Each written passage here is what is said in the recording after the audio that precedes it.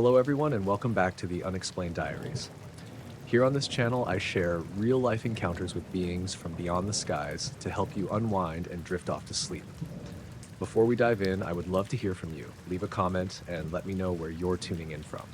Now, find a comfortable spot, relax, and let's begin.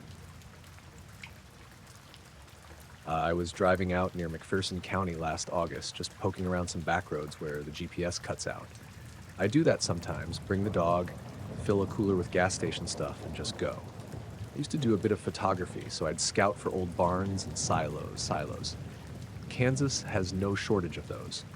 Most are half collapsed or rotted to hell, but every now and then you find one that's still standing, just forgotten. I had my mutt, Ruckus, in the back seat. He's part healer, part whatever made him run in circles when he's excited. Good dog. Doesn't bark much. We'd been driving maybe 4 hours and the sun was starting to hang low. That kind of dry, hot dusk where everything's orange but the air's still thick and warm. I spotted a cluster of buildings behind a line of wind-warped cottonwoods. Old farmhouse, big red barn, a couple sheds. No fence, no signs, not even a mailbox. Just gravel crunching under the tires and then hardpack as I pulled in. Ruckus hopped out first and started sniffing around. I followed, grabbing my camera bag and a flashlight even though it was still light out. The house was nothing special. All boarded up, roof sagging. I didn't bother going in. The barn was more interesting. Tall, weather-beaten, but intact. One side had caved in a little and you could see an old grain chute hanging crooked from the loft. I went inside, gave Ruckus a whistle when he wandered toward the far field. Inside, it smelled like dry rot and mice. Sunlight cut through gaps in the planks like blades. I took a few shots, mostly texture stuff. Rusted hinges, old signage half covered in grime. I didn't hear anything weird, not yet. Just the usual, birds outside, Ruckus's nails ticking on concrete. When I stepped back out, the air felt off. Like someone had turned down the volume on everything. No birds, no bugs. The trees weren't moving even though I could have sworn there was a breeze earlier. Ruckus was sitting about 20 yards out at the edge of the field behind the barn, staring straight ahead. Not sniffing, not pacing, just locked up, ears forward, tail down. I called to him. He didn't move. I figured maybe there was a deer or coyote out there, so I started walking over. Grass was knee-high and dry as paper. It rustled under my boots but didn't sway. I didn't notice right away what I was walking toward. There was a clearing out in the middle of the field. Big one, at least 50 feet across, maybe more. Crops, some kind of sorghum or millet I couldn't tell, had been flattened, but not like wind or machinery. It was too clean. Every stalk laid down the same way, all in a tight spiral pattern, clockwise from the center out. No breaks, just bent clean at the base. Perfectly smooth. I stood there looking at it, then back at Ruckus, who still hadn't moved. His ears were trembling a little now. I walked into the spiral and that's when it hit me. The air wasn't just quiet, it was dead. No wind, no bugs, no planes overhead, no highway hum in the distance, just the sound of my own breathing and the crunch of my boots. The center of the spiral had a small indent, like someone had pressed a single foot into the dirt and pivoted. No boot tread, no prints, just a shallow swirl in the soil, bare and dry. Ruckus whined. That's what finally broke it, a low, drawn-out whine I'd never heard from him before. He turned and bolted back toward the car. I didn't stick around much longer. I walked out of the spiral and back through the barn. The air felt heavier, like there was static in it. I kept checking over my shoulder. Nothing there, just the same trees and fields. But everything felt wrong. Like I was being watched, but not by anything with eyes. More like the place itself was watching, if that makes sense.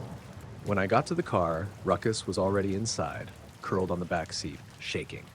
I got in and shut the door and sat there for a second with my hand on the wheel, just listening. Still no sound. I turned the key and the engine coughed but didn't start. Tried again, nothing. The radio flashed on for half a second, then off. No cranking, just silence. Battery light came on, even though it was new. I sat there staring at the field through the windshield, trying not to panic. I pulled out my phone. No service, but it showed the time, 6:47. I remember that because it felt later than that, way later. The sun hadn't moved much, but I was sweating and tired like it had been hours.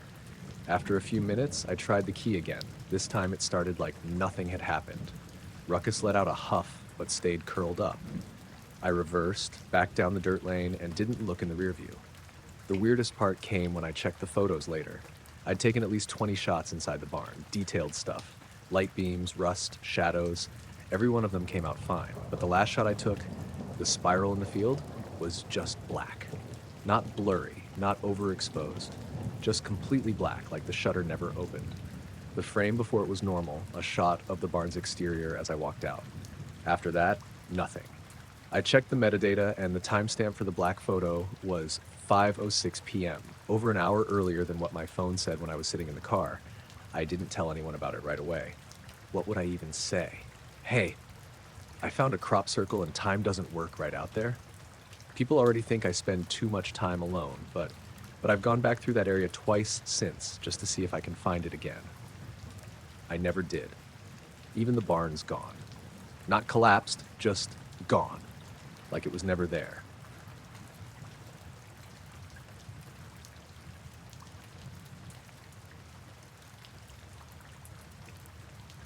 We were already asleep when it happened. I think it was around 2:40 in the morning, but I'm not totally sure because the clocks were all screwed up afterward. What I remember is a flash, like lightning, but brighter. It lit up the entire bedroom for a second, and then it was just dark again. No thunder. No sound at all. Mara sat up next to me, squinting at the window. She thought maybe it was a transformer blowing down the road. We live in a pretty quiet cul-de-sac outside of Asheville, North Carolina. Nothing crazy ever happens out here, just a row of houses, woods behind us, the Blue Ridge a few miles off in the distance. It was a cool night, maybe low 50s, and totally clear. I got up to check just in case. Our dog, Kip, didn't even bark. That should have been the first red flag. He's a mutt, part cattle dog, part who knows what, and he loses it if someone so much as walks past the mailbox. But that night he stayed curled up in his bed by the dresser, eyes open but still. I pulled the curtain back. The street was empty. Not a single car. Nothing glowing or sparking, no wind, no hum. Just quiet. Almost too quiet, now that I think back. There's always some kind of noise out here. Crickets, wind through the trees, a car in the distance. But it felt like the whole neighborhood had just stopped. When I went to check my phone for the time, the screen was black. Not off. Black. Wouldn't respond to the charger, wouldn't reset. Just dead. I checked the digital clock on my nightstand. It was blinking 12:01. That's when I noticed the hall light was already on. We always keep it off at night. Kip's sensitive to it. But it was on, casting that weird yellow glow into the bedroom. I walked out thinking maybe Mara had turned it on and forgotten, but she was still in bed, just sitting up, listening. We went through the whole house together, in like one room at a time. Every single clock, the one on the stove, the microwave, even the old radio clock in the garage, was blinking 12:01. But none of them were right. It wasn't just a power outage. The weird part is the stove had a battery backup. It shouldn't have reset like that. And my old watch, which I keep in a drawer by the entryway, was dead too. It had a fresh battery. I just changed it that week. Kip finally got up and started pacing in circles by the back door, not whining, just low growls. He'd stop and sniff at the door like someone was standing on the other side. Then he'd back up, hackles up, and walk away. Repeat, over and over. I opened the back door, real slow, nothing there. No animals, no movement. The woods were pitch black, but I could tell the air was different. Cooler, somehow. Like it had dropped 5 degrees since we'd gone to bed. The kind of cold that feels dry and still like winter air, even though it wasn't winter. Mara came up behind me and put her hand on my shoulder. Neither of us said anything. That's when Kip bolted out into the yard. Full sprint, tail down, making a wide loop like he was chasing something, but there was nothing there. He ran halfway to the tree line, then stopped hard and just stood there, dead still, facing the woods. He didn't bark. We called him. Loud. He didn't budge. I had to walk out there and snap my fingers in front of his face to get him to look at me. His eyes were wide, ears flat. When I touched his collar, he flinched like I'd shocked him. He followed me back to the house, but kept stopping to look behind us. No tail wag, no interest in sniffing the grass like usual, just this locked-on stare at the woods. We double-checked all the doors and windows, turned off the lights, and tried to go back to sleep. Neither of us could. I think I finally dozed off around 4. Mara stayed up the whole time, sitting on the edge of the bed, listening. In the morning, our phone still wouldn't turn on. Mine had been on the charger all night, hers too. We had to use the landline in the kitchen to call work and let them know we'd be late. The cable box was dead. The router wasn't even broadcasting. Our desktop wouldn't boot, just made this quiet clicking noise when I tried. Weirdest of all, the old flip phone we keep in the junk drawer for emergencies, you know?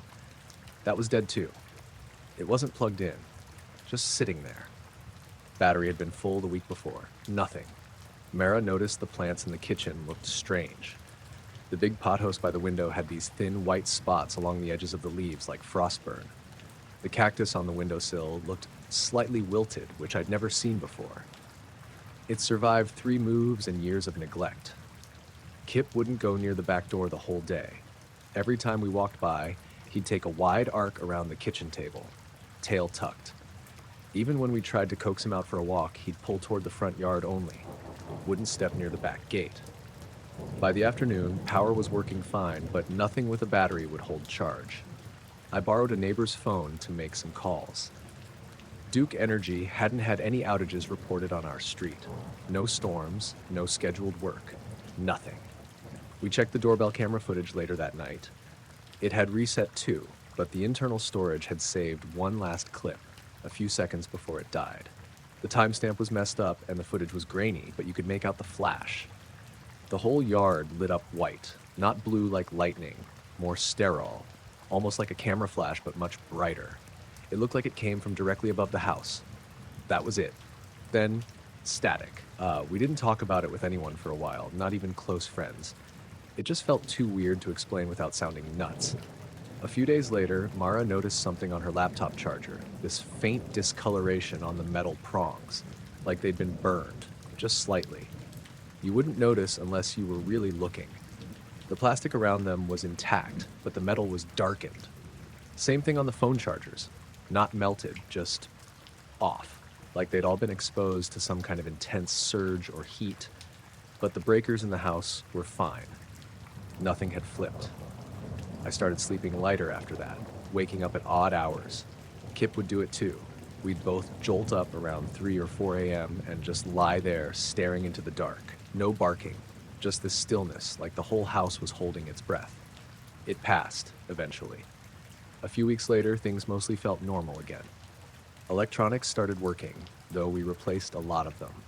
The clocks never did go back to normal. Every one we reset would end up drifting. Not fast or slow, just off by a minute or two every few days, like they were syncing to something else. We bought a new microwave and a new router. Mara switched to an analog watch. I got rid of the smart plugs. Kip still won't go near the back fence.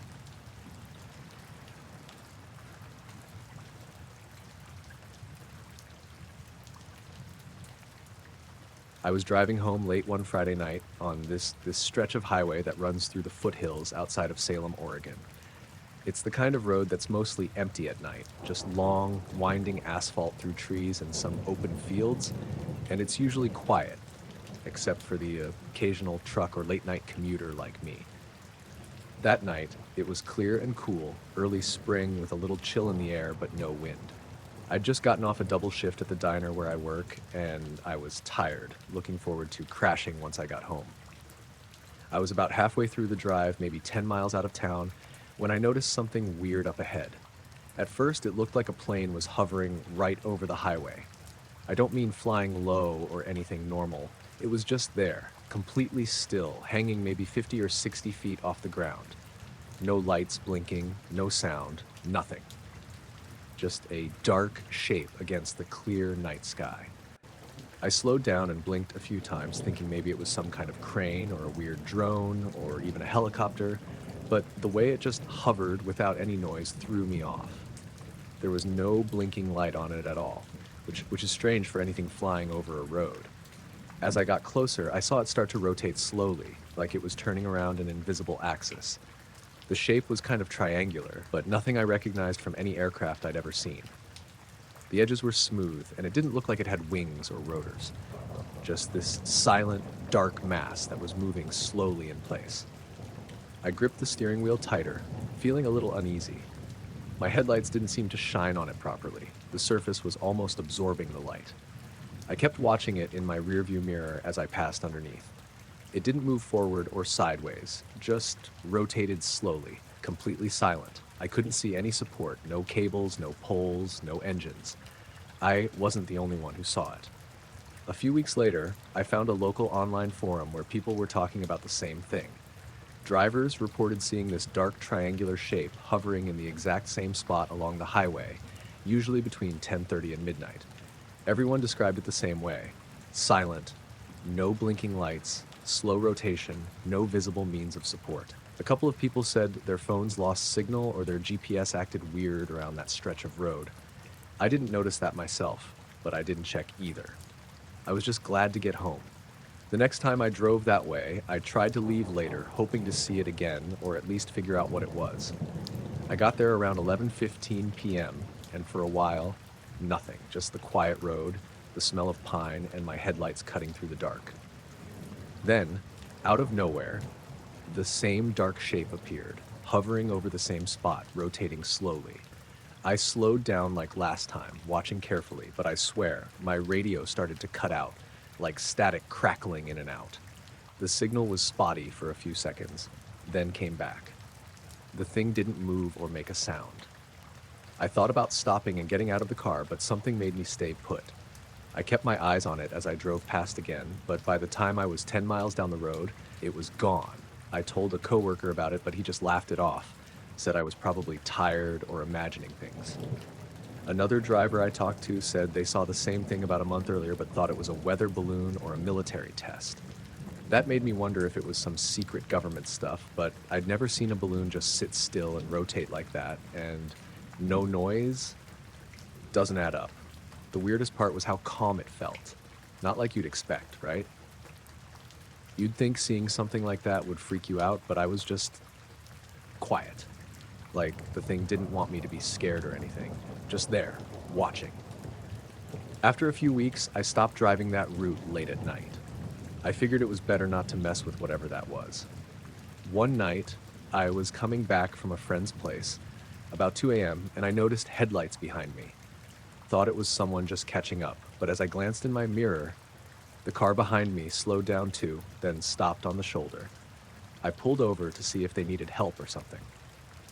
The driver was a woman named Laura, a local from down the road. She told me she'd seen the same dark shape hovering over the highway that night and had been too creeped out to drive past it.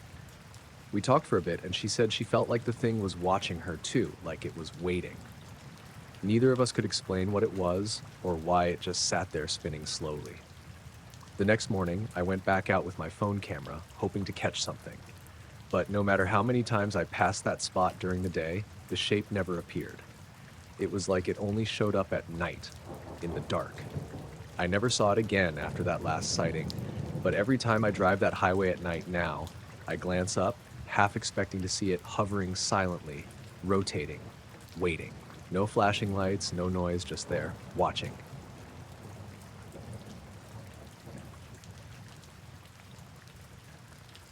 I woke up standing in my backyard, barefoot on the cold grass, staring up at the sky.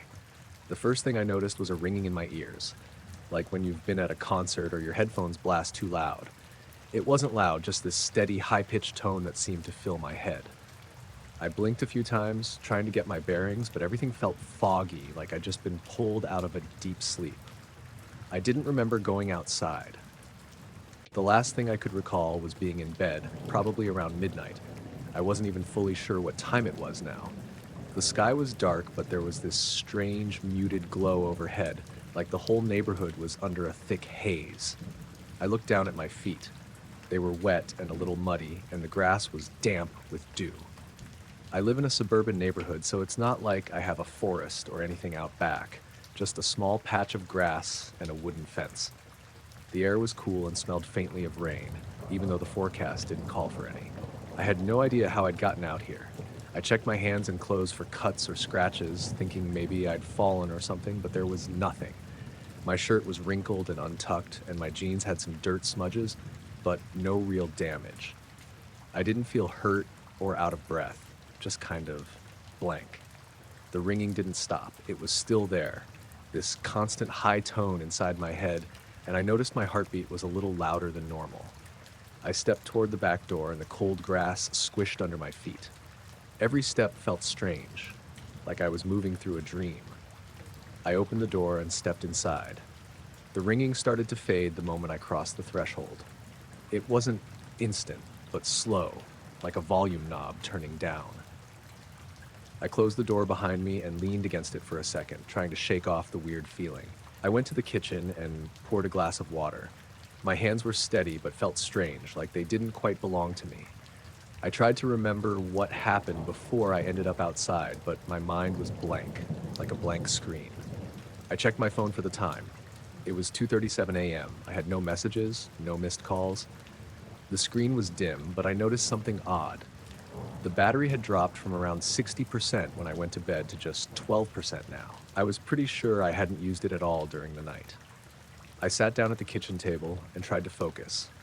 The ringing was gone, but I felt a lingering pressure behind my eyes. I thought about trying to go back to bed, but part of me was restless, like I needed to figure out what had just happened. I decided to check the backyard again, but this time with shoes and a flashlight. I wanted to see if there was anything out there that could explain the ringing or how I got out. Outside, the grass looked normal, except for a small circle near the fence where the dew was missing. The ground was dry there, even though the rest of the lawn was wet. It wasn't muddy or crushed, just dry and oddly clean, like someone had wiped it down. I scanned the sky with my flashlight, but there was nothing except a thick layer of fog or haze that blurred the streetlights in the distance. No stars, no moon. That's when I noticed it, a faint glow beyond the fence line, off in the woods behind the houses. It was pale and steady, not like a flashlight or a car. Just this soft, unmoving light that didn't flicker or change. I thought maybe it was a street lamp or a neighbor's porch light, but it felt too far away and too low to be any of those. And I knew every house around here pretty well. The ringing came back for a moment, just a faint buzz, but it stopped again as soon as I turned my head away from the light. I stood there for a few minutes, watching it, feeling this weird mix of calm and unease. I wanted to call someone, but I wasn't sure what I'd say. Eventually, I went back inside. The moment I stepped through the door, the light outside blinked off, disappearing as quietly as it had come. The next day, I asked my neighbor if they had seen anything weird last night, but they said no. Everything was normal. The yard looked fine, and nothing unusual was reported. I checked the backyard again during daylight. That dry patch was still there. It looked like a perfect circle, maybe 10 feet across, with the grass stiff and pale. I've sleptwalked a few times before, but never anything like this. Never out into the backyard in the middle of the night, with no memory of moving, and definitely never with ringing in my ears or strange lights hovering just beyond the fence. I haven't told many people about it, mostly because I don't really understand what happened. It wasn't scary like a nightmare, but it wasn't normal either. Sometimes when it's quiet and I'm lying in bed, I can still hear that faint ringing for a moment, like a reminder that whatever was out there is still just beyond my reach.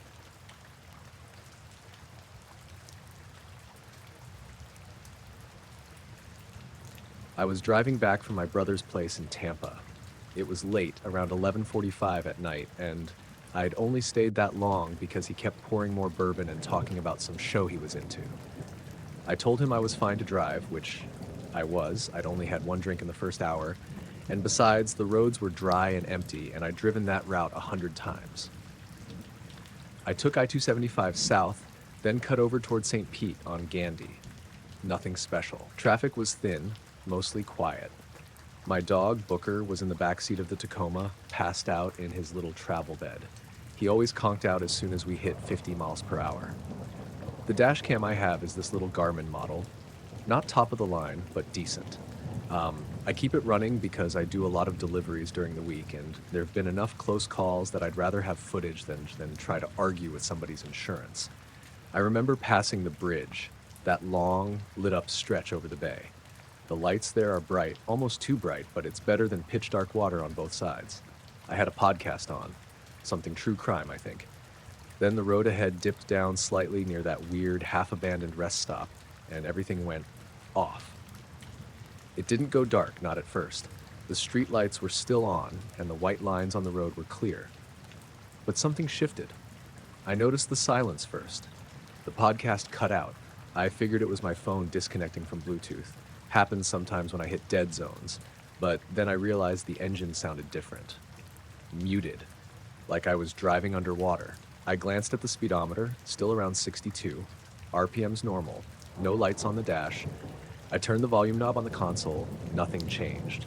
Then everything went black. I don't mean outside. I mean the whole windshield. Total black.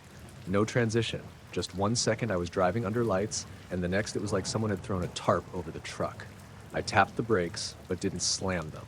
I didn't want someone behind me rear-ending me if it was just my headlights that cut out. But that wasn't it. The headlights were still on, according to the dash. It just didn't show anything. No road, no signs, no other cars. It lasted maybe 4 or 5 seconds. I counted out loud, 1 1,000, 2 1,000, trying to stay calm. I didn't steer or move the wheel. The truck didn't shake or bump like it had gone off-road. I kept waiting to see the glow of another set of headlights or a mile marker. Then, just like that, everything came back. Lights, road, sound.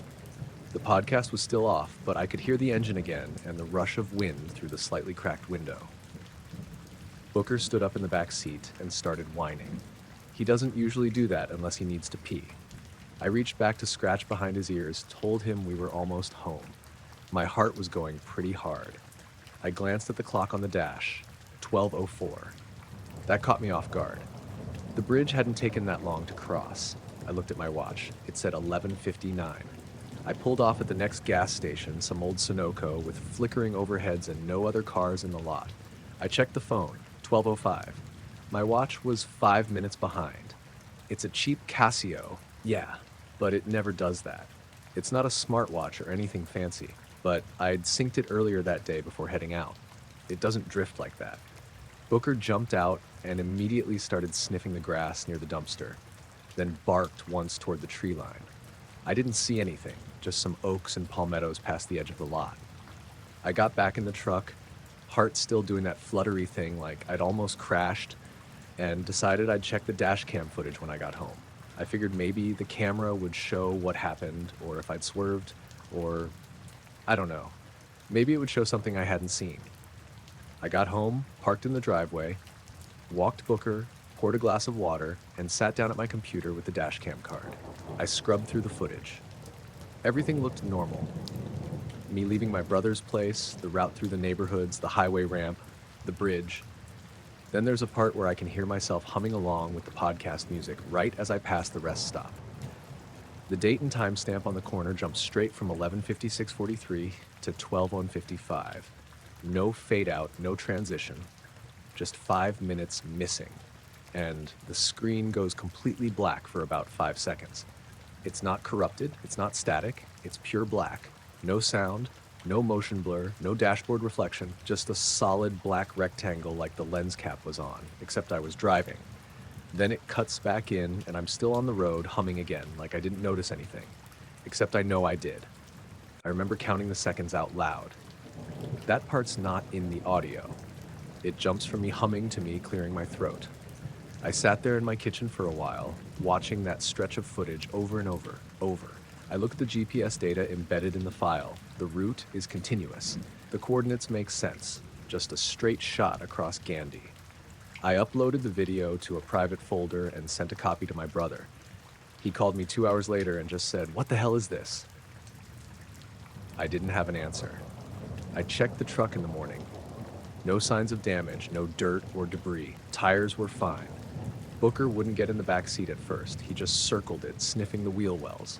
Eventually, I coaxed him up with a treat, but he kept staring out the rear window the whole drive to the store, ears flat.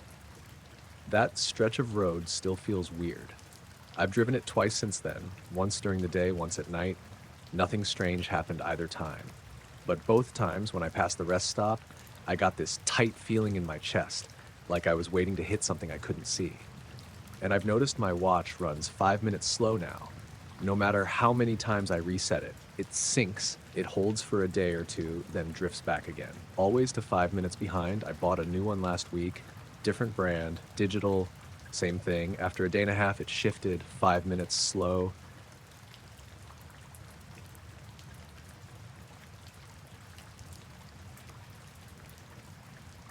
I woke up that morning with a pounding headache and my nose dripping blood onto the pillow.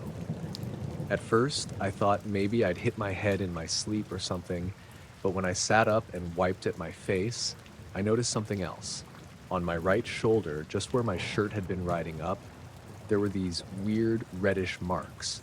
They looked like burns, but not the usual kind, more like a pattern, like someone had pressed a stencil or a stamp against my skin. It was made up of a bunch of tiny triangles and lines, kind of like those old geometric puzzles you see in design books or tattoos, but I'd never seen anything like it on a person. I didn't remember anything strange before I went to bed. I'd fallen asleep like usual in my room with my dog Juno curled up at the foot of the bed. Nothing out of the ordinary.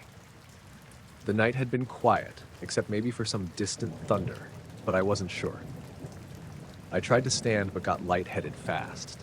The headache was sharp, and the blood from my nose kept coming in slow drips. I called out for my mom, who came in a few minutes later, clearly worried.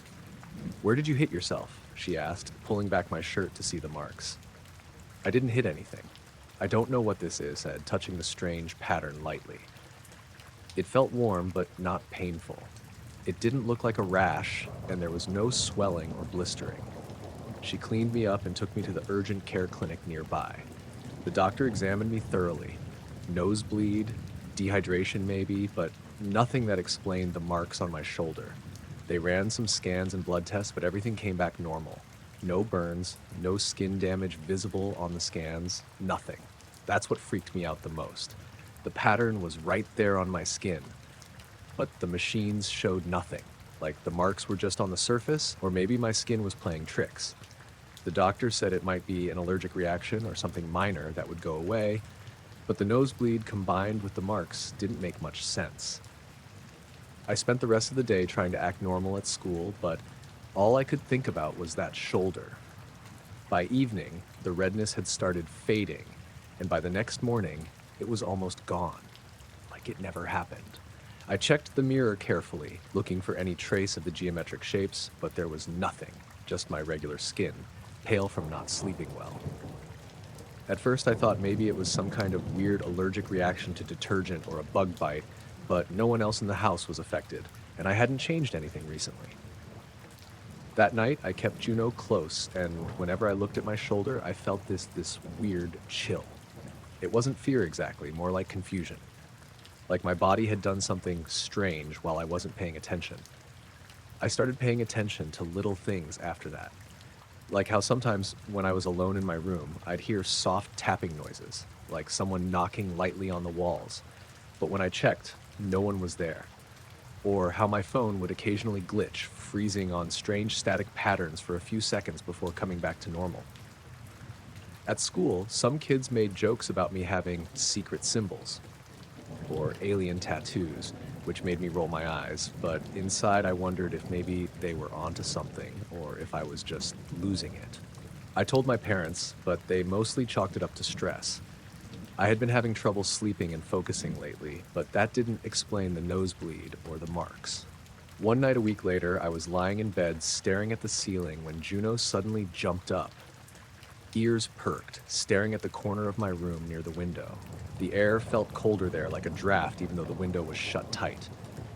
The lights flickered briefly, and then the tapping started again. I didn't see anything, but my skin crawled. I tried to shake it off as nerves and went back to sleep. The next morning, I noticed a faint scar in the shape of one of those triangles on my shoulder. It was barely visible, like a faint scratch. When I showed my mom, she didn't notice it at first, but when she looked closer, she got this worried look on her face. We went back to the doctor, who said the skin was healing normally, but still no explanation for the pattern or why it appeared in the first place. The whole thing stuck with me for months. The nosebleed never came back, and the scars faded completely after a few weeks. But the memories of that night, the marks, the tapping, the cold spot, felt like a puzzle I couldn't solve.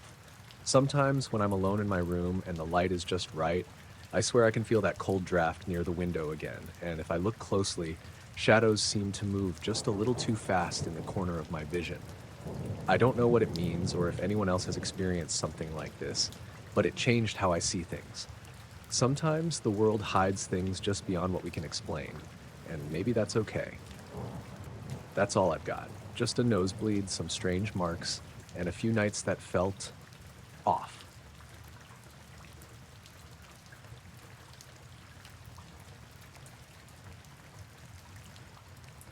I was doing my usual rounds out near Coldwater Marsh, one of those places most people don't think twice about unless they're looking to fish or birdwatch.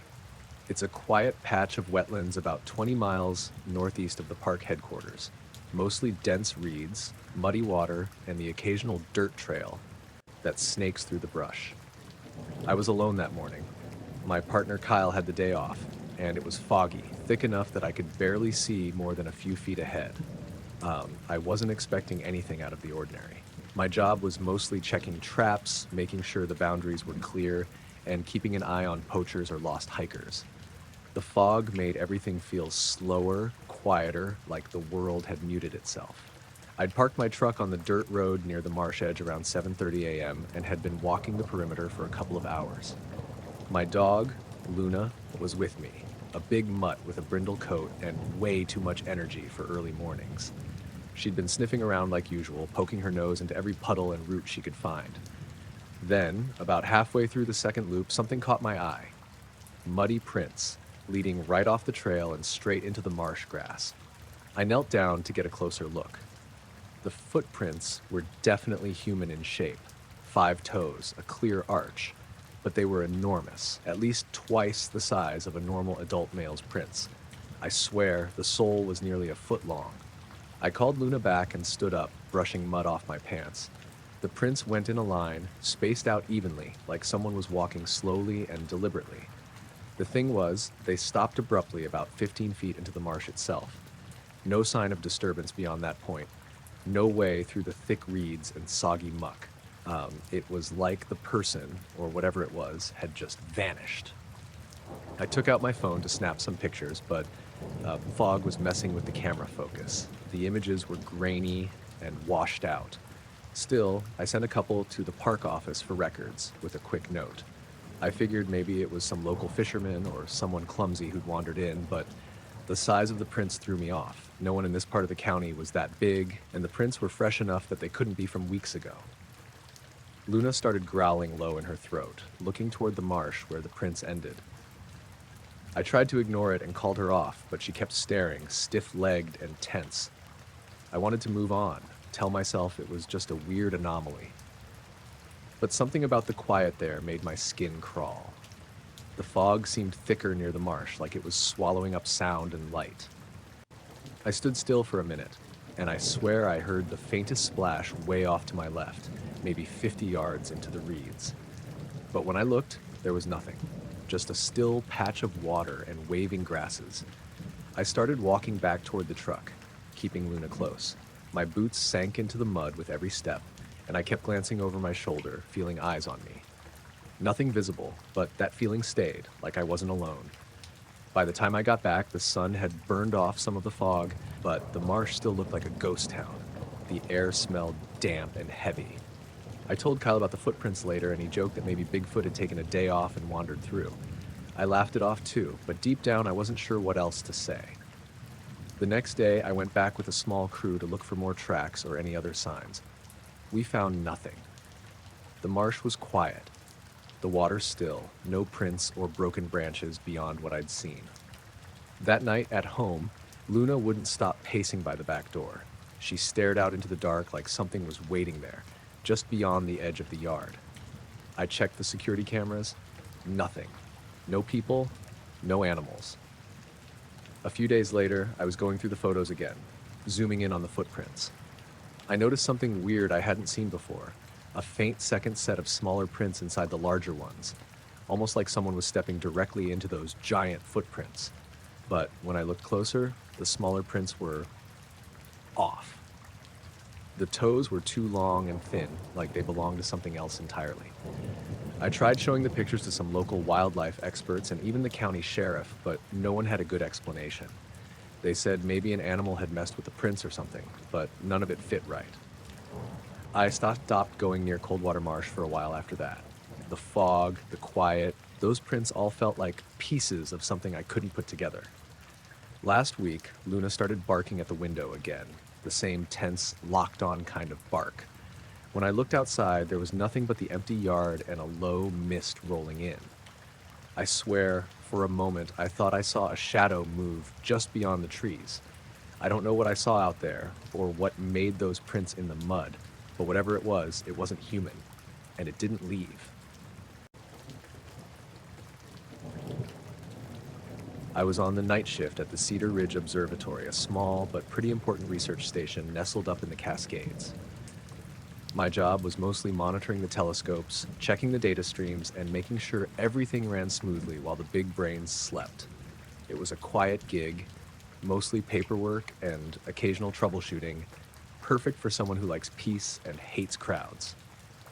The place sits on a ridge, miles from the nearest town, with nothing but trees and sky around. The nights out there are always dark, the kind of dark that lets you see every star in the sky if it's clear. This one night, the sky was crystal clear, no clouds, no haze. I remember that because it was unusual for spring, and the astronomers were excited about a particular set of observations. We had 4 telescopes online, each pointed at different parts of the sky. I was keeping an eye on the logs, running diagnostics, and jotting down notes when something odd happened. At around 1:15 a.m., the signal from Telescope 3 just dropped. No warning, no error messages, nothing. The monitor went blank like the feed was cut off. I hit the reset button and tried to reconnect, but nothing worked. The connection just wasn't there. What creeped me out more was the last image captured before the blackout. It showed this blurry, shifting shape covering nearly half of the field of view, blotting out the stars. The blur was smeared like something moving really fast right in front of the lens. But there shouldn't have been anything near the telescope physically. It's housed in a locked dome, and the dome's security alarm was silent. I double-checked the security footage for the last 2 hours. No one approached the building, no weird shadows, no animals messing with the equipment. Everything was normal. The cameras caught the usual raccoons scurrying by hours before, but nothing near the dome at the time the signal dropped. I called my coworker, Dana, who was in the next building. She wasn't on shift, but lives in the small cabin on the property and sometimes drops in at night. She said she didn't hear or see anything unusual. The place was too quiet. I sat back in my chair, staring at the frozen screen. I felt this chill creeping up my spine, even though the room was warm. I tried to shake it off. Then the power flickered, just for a second, enough to make all the monitors blink off and on. Nothing else seemed affected, just the observatory's equipment. I went outside for some fresh air. The night was so still, it felt like the forest itself was holding its breath. I looked up. The stars were bright, endless, but in one patch above the ridge, they seemed slightly dimmer, like a faint shadow crossing the sky. I blinked, and it was gone. Jasper, my border collie mix, who was resting in the kennel nearby, perked his ears and started growling low and quiet. He's usually calm at night, but something unsettled him. I walked down the path to check the power box. Everything looked normal. No blown fuses, no unusual readings. The blinking stopped. Back inside, I tried reconnecting to Telescope 3 again. The feed remained dead. Then, the strange thing happened. My phone buzzed with a notification, an incoming text from an unknown number. I opened it. It was just a single word. Look. I checked outside again. The forest was still. Jasper was quiet now, but watching me closely. I didn't reply. I turned on the TV, tried to distract myself. Nothing on the news or weather report mentioned anything strange. Later at 3 a.m., I heard a soft hum coming from the direction of Telescope 3's dome. Like a low vibration, almost mechanical, but steady and constant. I grabbed my flashlight and headed out, Jasper following. The dome was locked tight. No way anyone got in. The hum stopped when I got close. I checked the camera feed one last time and noticed the blurry shape on the last image wasn't random motion. It had a shape, elongated, almost organic, like a shadow cast by something moving just out of focus. I spent the rest of the night sitting there, half watching the sky, half watching the screens. No more blurs, no more signals lost, but the feeling lingered, like something had brushed past the edge of everything I knew. I packed up at dawn and drove home through the empty mountain roads. Jasper was quiet in the back seat. The next day, the observatory replaced the telescope's camera, but they never found what caused the blackout. I still don't know what the blur was, or why the power flickered, or why I got that text. But every time I look up at the stars now, a part of me wonders, what else is out there, just out of sight?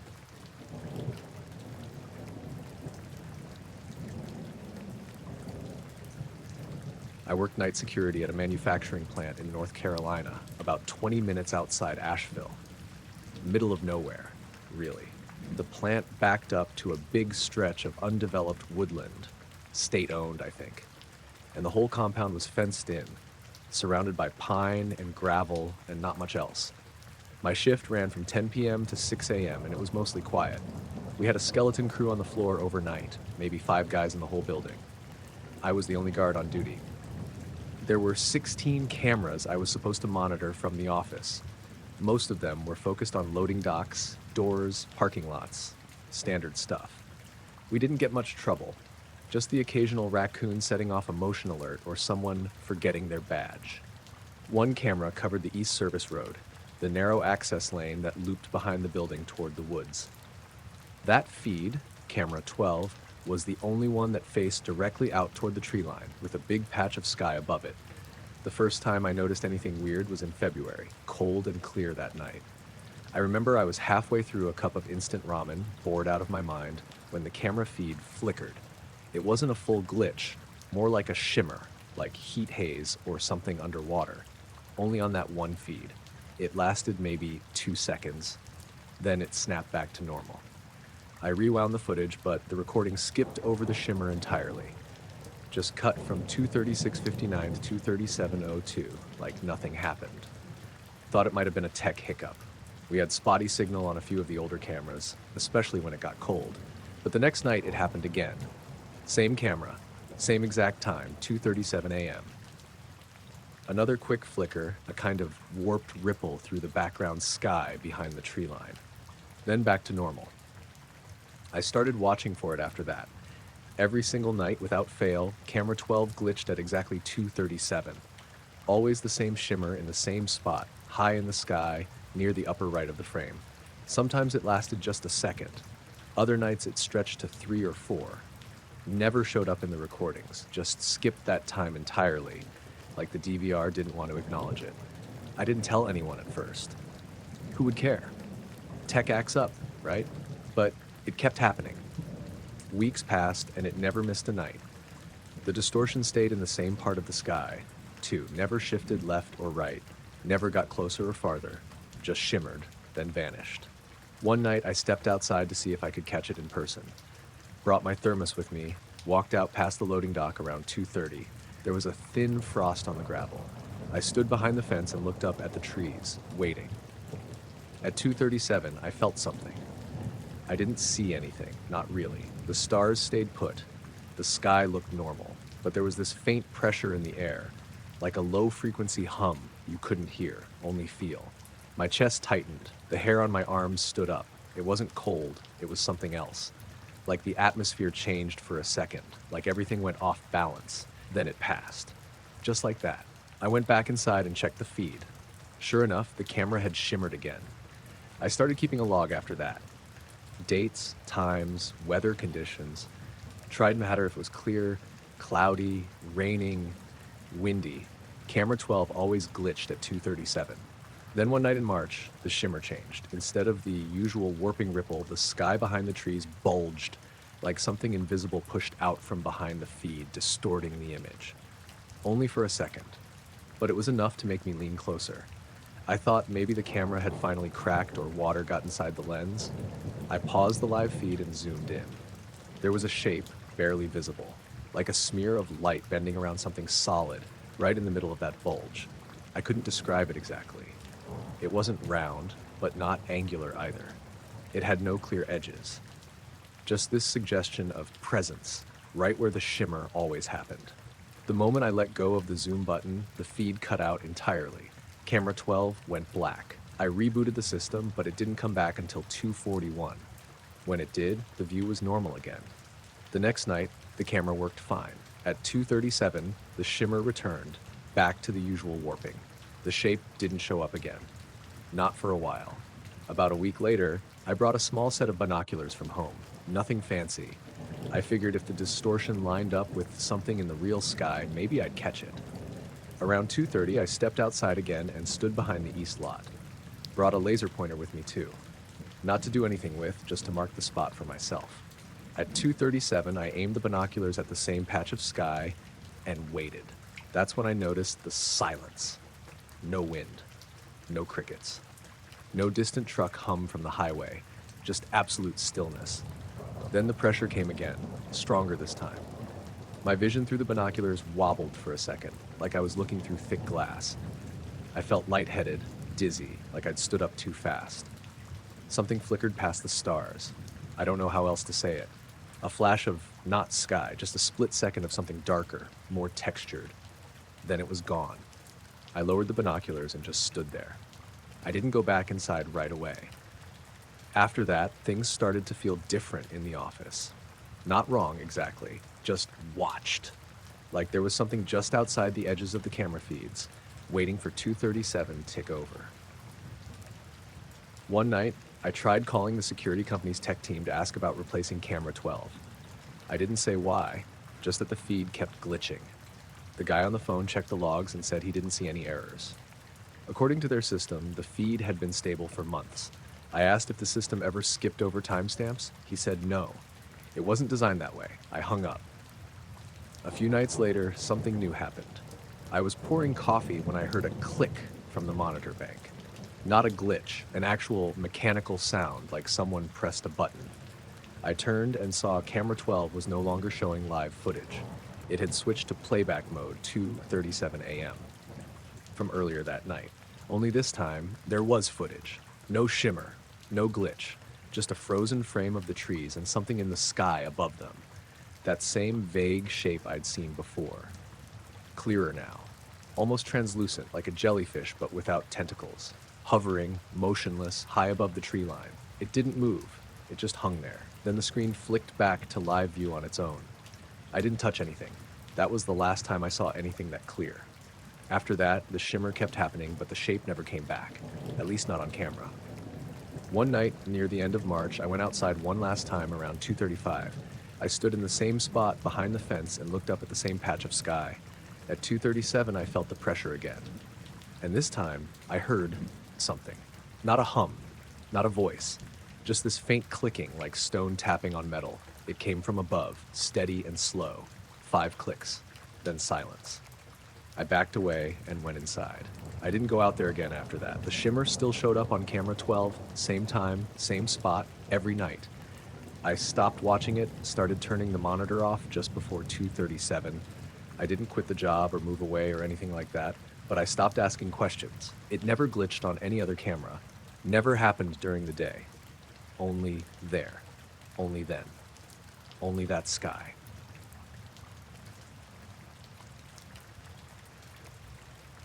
We were heading back from fishing out near Lake Meredith, me, Tessa, and my cousin Wyatt.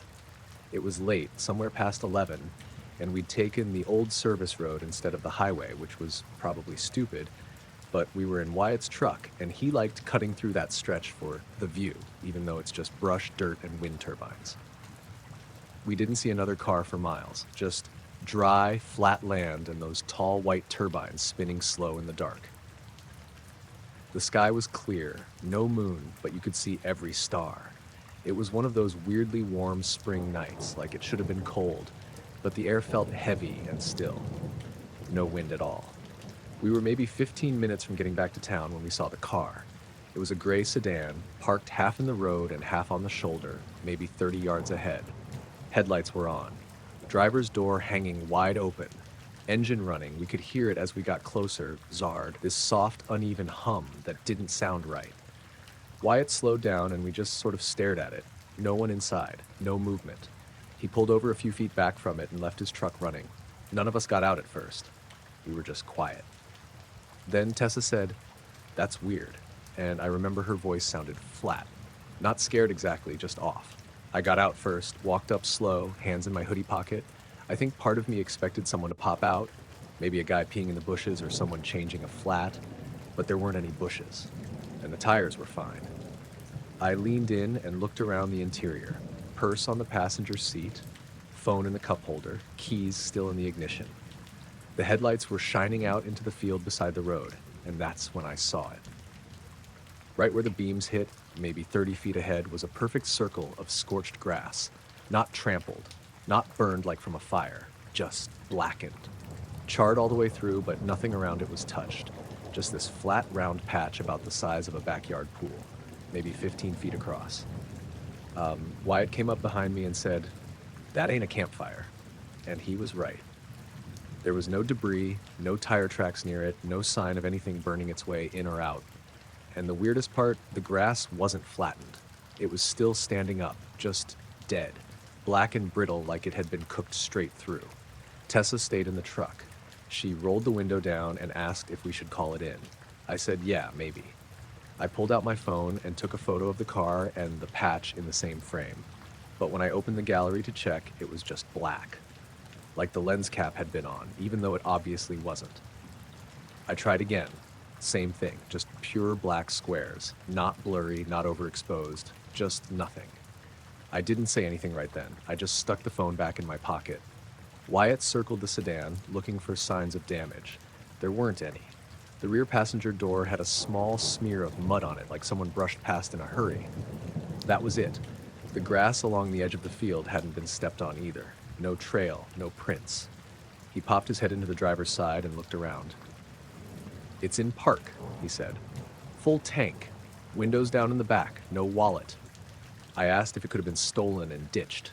He just gave me a look like, stolen and ditched in the middle of nowhere with the lights on and the keys still in it? Didn't add up. We stood there for a bit, not saying much, just listening. The air felt wrong, like it was too quiet.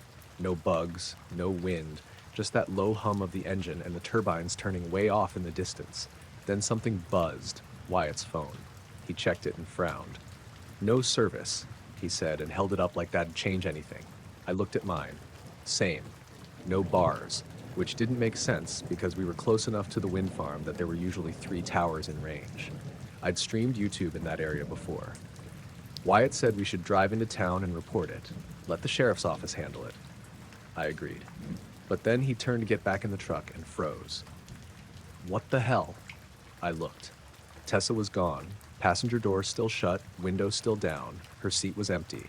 I took off running, yelled her name. No answer. I ran around the side of the truck, half expecting her to be crouched behind it messing with us. But she wasn't there. Driver's side door still shut too. The grass on the shoulder undisturbed. It couldn't have been more than 10 seconds since we saw her last. She couldn't have gotten far. There was nothing to hide behind anyway, just flat land and sky and that burnt circle out in the field. Wyatt shouted and took off toward it. I followed. We got to the edge and stopped. It was cold near the patch. Not like a breeze, just colder. The air dropped 10 degrees. You could feel it in your teeth. The soil crunched under our boots like it had been through a fire, but there was no ash. Nothing drifting or smoldering. Just dry blackness. We circled the edge. No tracks in or out. No sound except our breathing. Then we heard the truck horn. We spun around, headlights flashed. Tessa was back in the truck, sitting in the front seat, eyes wide. She looked pale. Wyatt sprinted back, calling her name. I was right behind him. When we got there, she was shaking. Said she didn't remember leaving the truck. 1 second she was watching us by the sedan. The next, she was sitting in the seat, alone. She swore she hadn't moved. But her boots were dusty like she'd been walking through the field, and there was a smudge of soot on the back of her jacket. We didn't ask more questions. We just left. We drove straight to the sheriff's office and reported the car, gave the location, told them it looked abandoned, left out the rest. Next morning, we called to follow up. The deputy said they'd found the vehicle, but nothing unusual. Just a stalled sedan, engine cold, no sign of the owner. towed it to impound. No mention of the scorched grass. No report of the door being open. I asked if they found a purse or phone inside. They said no. Clean interior. Nothing of note. I checked my phone again later that day. The pictures I'd taken were gone. Not even black squares anymore. Just missing. Like they never existed. The only trace was a blank spot in my camera roll where the thumbnails skipped a few seconds. We didn't talk about it again after that. Not really. Tessa won't go near that part of the county anymore.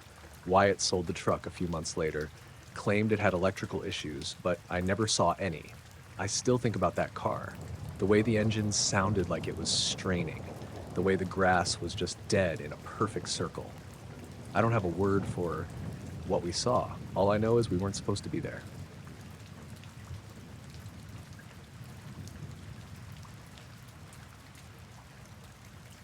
I was up in the Adirondacks last October, trying to get one last good hike in before the snow came. Took a week off work, rented this little cabin near Stillwater Reservoir. Nothing fancy, wood stove, no Wi-Fi, no cell signal unless I hiked up the ridge out back. That was kind of the point. I needed a break from everything. I brought my dog, Rook, a gangly black and white mutt I got from a rescue in Albany. He's usually nervous in new places, but he loves the woods. It happened on my third day out there. Weather had turned weird. Warm for the season, but humid, like late August, not mid-fall. The leaves were mostly down, so the trail was slippery in places. I decided to take the side loop off Red Horse Trail, one that followed an old logging road. It wasn't on the main map, but the cabin owner had pointed it out to me, said it made for a quiet loop with almost no foot traffic. I left around 10:30 a.m., took my time, stopped for lunch near a creek. Rook was in high spirits, chasing squirrels and sniffing everything. I had planned to be back by 3. Sometime after noon, I noticed the trail got harder to follow. Not overgrown exactly, just vague. The ground had this thick carpet of wet leaves, and the trees started looking real similar in every direction. I wasn't worried. I had a compass, and the GPS on my phone usually worked once I climbed a bit. Still, I kept glancing around more than usual. That's when I stepped into it. There wasn't a visible line or anything. Just suddenly, the air felt different. Thicker, maybe. My ears popped. Not like on a plane, but sharp, both at once. Rook froze. Not like he heard something, more like he hit an invisible wall. His tail dropped, and he started backing up, but slowly, like he wasn't sure he was allowed. I called to him, but my voice sounded flat. That was the first thing that really rattled me. I could hear myself speak, but there was no echo, no forest sounds under it, no wind, no birds, nothing. Just me and Rook and this dead air. I stepped forward again, maybe 5 or 6 feet. It was like walking into a pressure bubble. My skin felt prickly, like when you stand too close to a TV with static. Rook stayed back. I turned to look at him and he wouldn't meet my eyes. Just stood there, stiff as a board, staring past me. I pulled my phone out, more out of habit than anything. No signal, as expected. But the clock said 2:47 p.m. I stared at it for a while. Last time I checked, it was just before 1 when I stopped for lunch. I couldn't figure it out. I hadn't been walking that long. I wasn't tired, I hadn't eaten again or taken a nap or anything. I remember the whole hike up to that point. But somehow I'd lost nearly 2 hours. I backed out the way I came. As soon as I crossed whatever threshold I'd stepped through, my ears popped again, this time in reverse, and the forest noise came rushing back. Wind in the branches, birds, a squirrel scampering off through the brush. Rook bolted toward me and pressed against my leg, shaking like he'd been cold, even though the air was warm. I stood there for a while, staring at the spot I'd just walked out of. From the outside, it didn't look any different. Same trees, same rocks, same light, but it felt wrong, like a place pretending to be a forest. Eventually, I tried to go around it. I figured maybe it was just a weird patch of weather or something, and I could loop around and get back on the trail, but no matter which way I went, I kept ending up back at the same spot. I tried going left for 10 minutes, marking trees with a bit of tape, bright orange stuff I always carry in my pack, but the tape would vanish after 20 yards. I tied one to a low branch and watched it. Took 10 steps forward, turned around, gone. I didn't like that. I turned around completely and followed my original trail back the way I came. It took me almost twice as long to get back to the creek. The sun was already behind the ridge by the time I made it to familiar ground. I didn't see another hiker all day. When I got back to the cabin, it was almost 6 p.m. My legs ached like I'd done a 20-mile loop, but my GPS tracker, which I'd set to record the hike, showed a total distance of only 5.4 miles. It cut off completely at 12:52 p.m., then resumed again at 3:06 p.m. from nearly the same coordinates. The part that stuck with me, and still does, was what happened that night. I was inside with the wood stove going, trying to calm Rook down. He kept pacing, wouldn't touch his food. He'd stare out the window, then go to the door, then back to the corner and lie down, only to get up again a minute later. I finally let him out to see if he had to go, and the second I opened the door, he bolted. I had to chase him down the trail with a flashlight. He stopped maybe 50 feet from the cabin, panting, hackles up, staring at the woods in the direction of that patch. The flashlight beam flickered, not like the battery was dying, more like interference. That doesn't make sense, I know, but it felt like the light itself was being pulled or bent. I turned back fast, and Rook followed without needing to be called.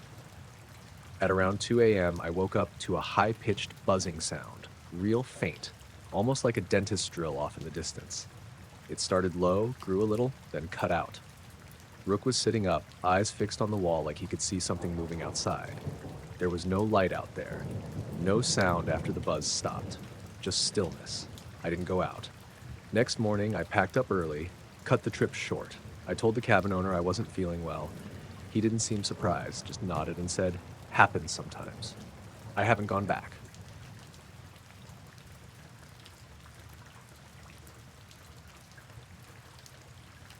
It was a Thursday morning, early September. I remember that because we'd had a string of hot days and finally got a cool front that rolled in overnight.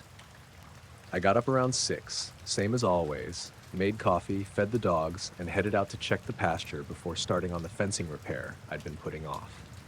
We've got about 40 acres, mostly pasture, some woods near the south end, and it's just me and my wife out here. She was in town visiting her sister that week, so I was by myself. I noticed it right away, maybe 50 yards from the back gate. A square, perfectly square, burned into the grass. It was probably 10 feet by 10 feet. Sharp corners, straight lines. The grass inside it was brittle, dead looking, not blackened or charred, just dry, like it had been microwaved. Outside the square, everything was normal, green, soft, dew-covered. But inside that square, it looked like mid-July after a month of no rain. I walked around it twice. No tracks, no tire marks, no footprints. I bent down and touched the grass. It crumbled under my fingers. Not ashes, just dead. And there was this smell, like ozone, or static. I don't know how to describe it exactly, almost metallic. Not strong, but it lingered. I looked up. Clear sky. No sign of a storm. We hadn't had lightning. I would have heard it, and the dogs would have raised hell. I went back to the barn, grabbed a shovel, and tried to dig up a bit of the dirt from the middle. It came up dry, and we guessed, but not scorched. No heat, no soot. Just dry soil. Almost powdery. I figured maybe a crop duster dumped something by accident, but we don't get planes out here often, and there wasn't any residue or chemical smell. Just that faint ozone scent. Later that day, I told my neighbor Joe about it. He's got land just west of ours, and he came by to look. He stood there a while, chewing on a toothpick, then asked if I'd been burning anything. I told him no.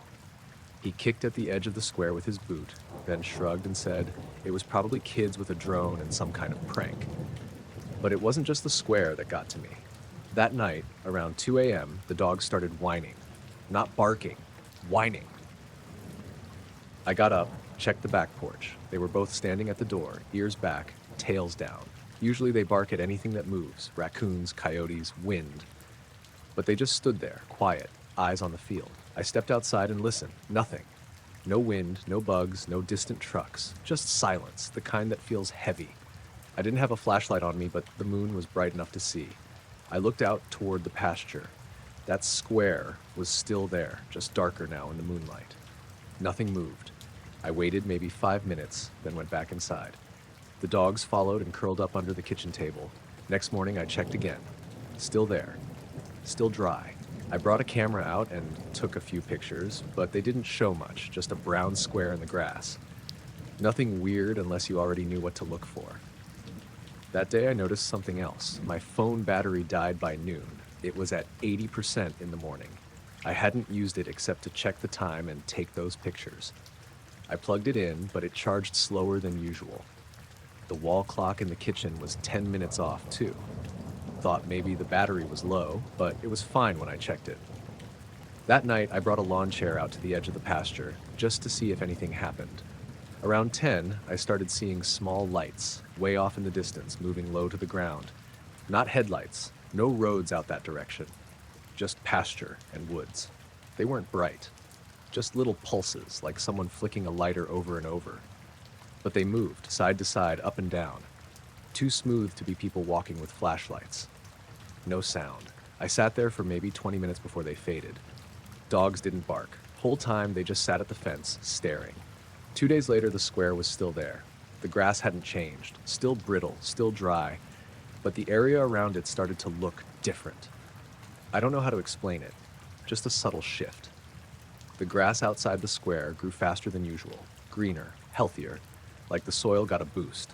But inside, it stayed dead. I brought out a moisture meter I use for the hay fields. Readings inside the square were low, almost zero. Just outside the square, normal, even a little higher than normal in some spots. That afternoon, while I was out walking the fence line, I heard a hum. Not loud. Low, almost like a diesel engine idling far off, but steady.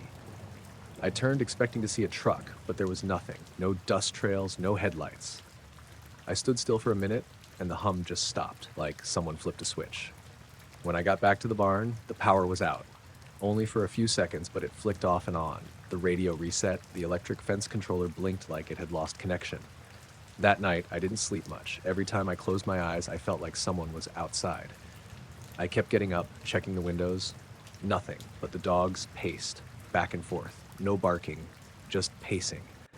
Around 3 a.m., I looked out the bedroom window and saw the square glowing. Not bright, just a soft, faint shimmer, like heat rising off pavement again, but steadier. I went out onto the porch with my flashlight. When I shined it on the square, the shimmer stopped. Grass still looked the same. I walked out to it, slow. Dogs stayed back at the house. I crouched down, touched the dirt again.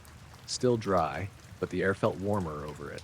Not hot, just a few degrees different, like standing near a heating vent. I stayed there for a while, just listening. Again, nothing. No wind, no bugs, just quiet. Next morning, the shimmer was gone. No trace of it. But now the square looked cleaner, like something had sucked the moisture and color out completely. I left it alone after that. Stopped walking the dogs near it. Stopped talking about it. A week later, it rained. Good, steady rain all afternoon. Everywhere on the property got soaked, except that square. I went out after the storm passed and checked.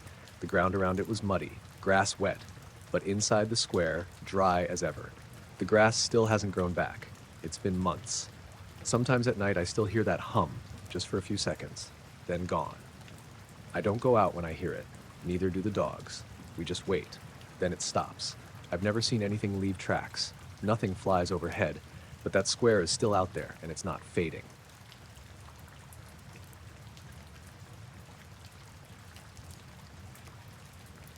I was about 3 miles up on the Pine Ridge Loop when it happened. Early fall, late September. It was one of those hikes I'd planned last minute, just trying to squeeze in something after work before the days got too short.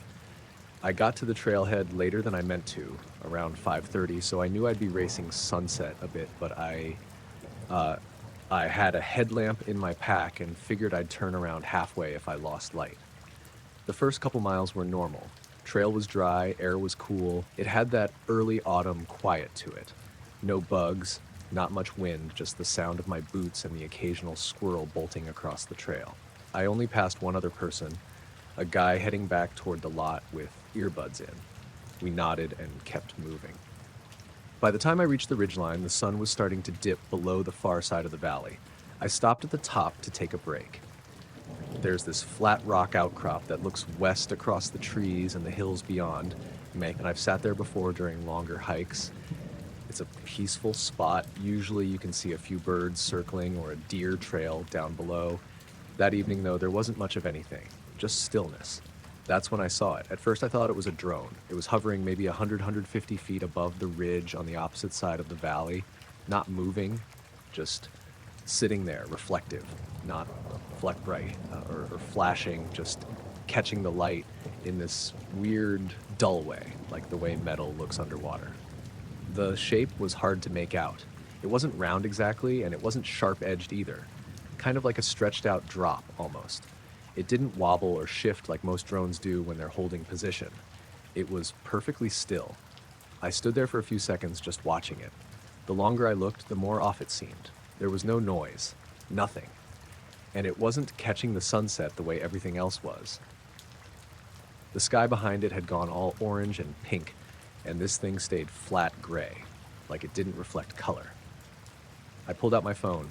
I didn't think much of it at first. Just figured I'd zoom in, take a video, maybe figure out what kind of drone it was. But the second I lifted the phone and pointed the camera, the screen wouldn't focus. Everything went blurry. Not just the object, everything. Like the autofocus was stuck in the wrong depth and couldn't correct. I tapped the screen. Nothing. Switched to photo mode, then back to video. Same thing. I tried to zoom. The image jumped a little, then froze. My phone just locked up for a second. I lowered it to look at the screen, and that's when I saw the battery indicator drop, like physically drop, straight from 89% to 0%. It didn't fade. It didn't say low battery or give a warning, just 89 to black. The screen went dead. I stood there with the phone in my hand, totally still. I didn't move or say anything for a solid minute, just stared across the ridge. The object was still there, exactly where it had been, but now it felt different. I don't know how to explain it. Before it was just odd. Now it felt like it was aware of me. I know how that sounds. I backed away from the outcrop slowly.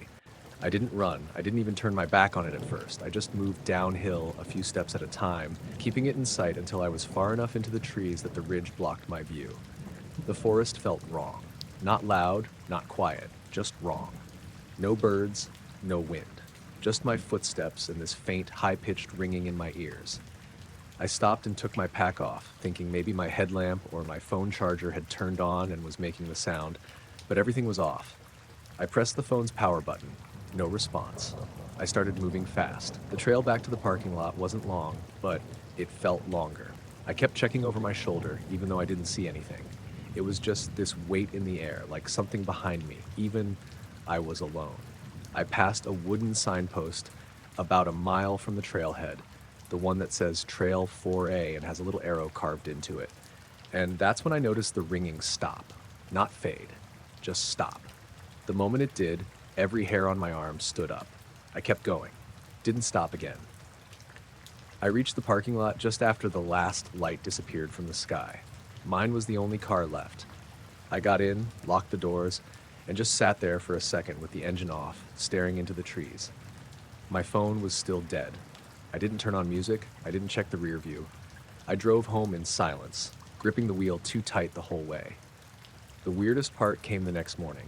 I plugged in my phone overnight. It turned on like normal. Battery showed 82% when I woke up.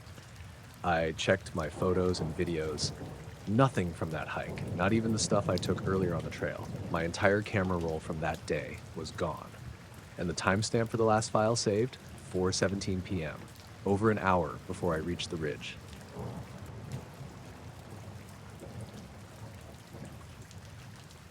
I worked as a satellite technician for a mid-sized aerospace company out in Colorado Springs, mostly doing shift work in a windowless control room filled with screens, blinking lights, and way too much coffee.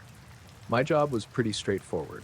Monitor satellite telemetry, check for any anomalies, and make sure everything stayed online and on track. Nothing glamorous. Mostly, it was just staring at radar blips and data points for hours at a time. But there was this one thing I couldn't explain. It started about 6 months into the job. On the monitoring software we used, there was this object that popped up sometimes. It wasn't part of any known satellite constellation or debris field. It wasn't moving like a satellite should either. Satellites follow predictable orbits, right?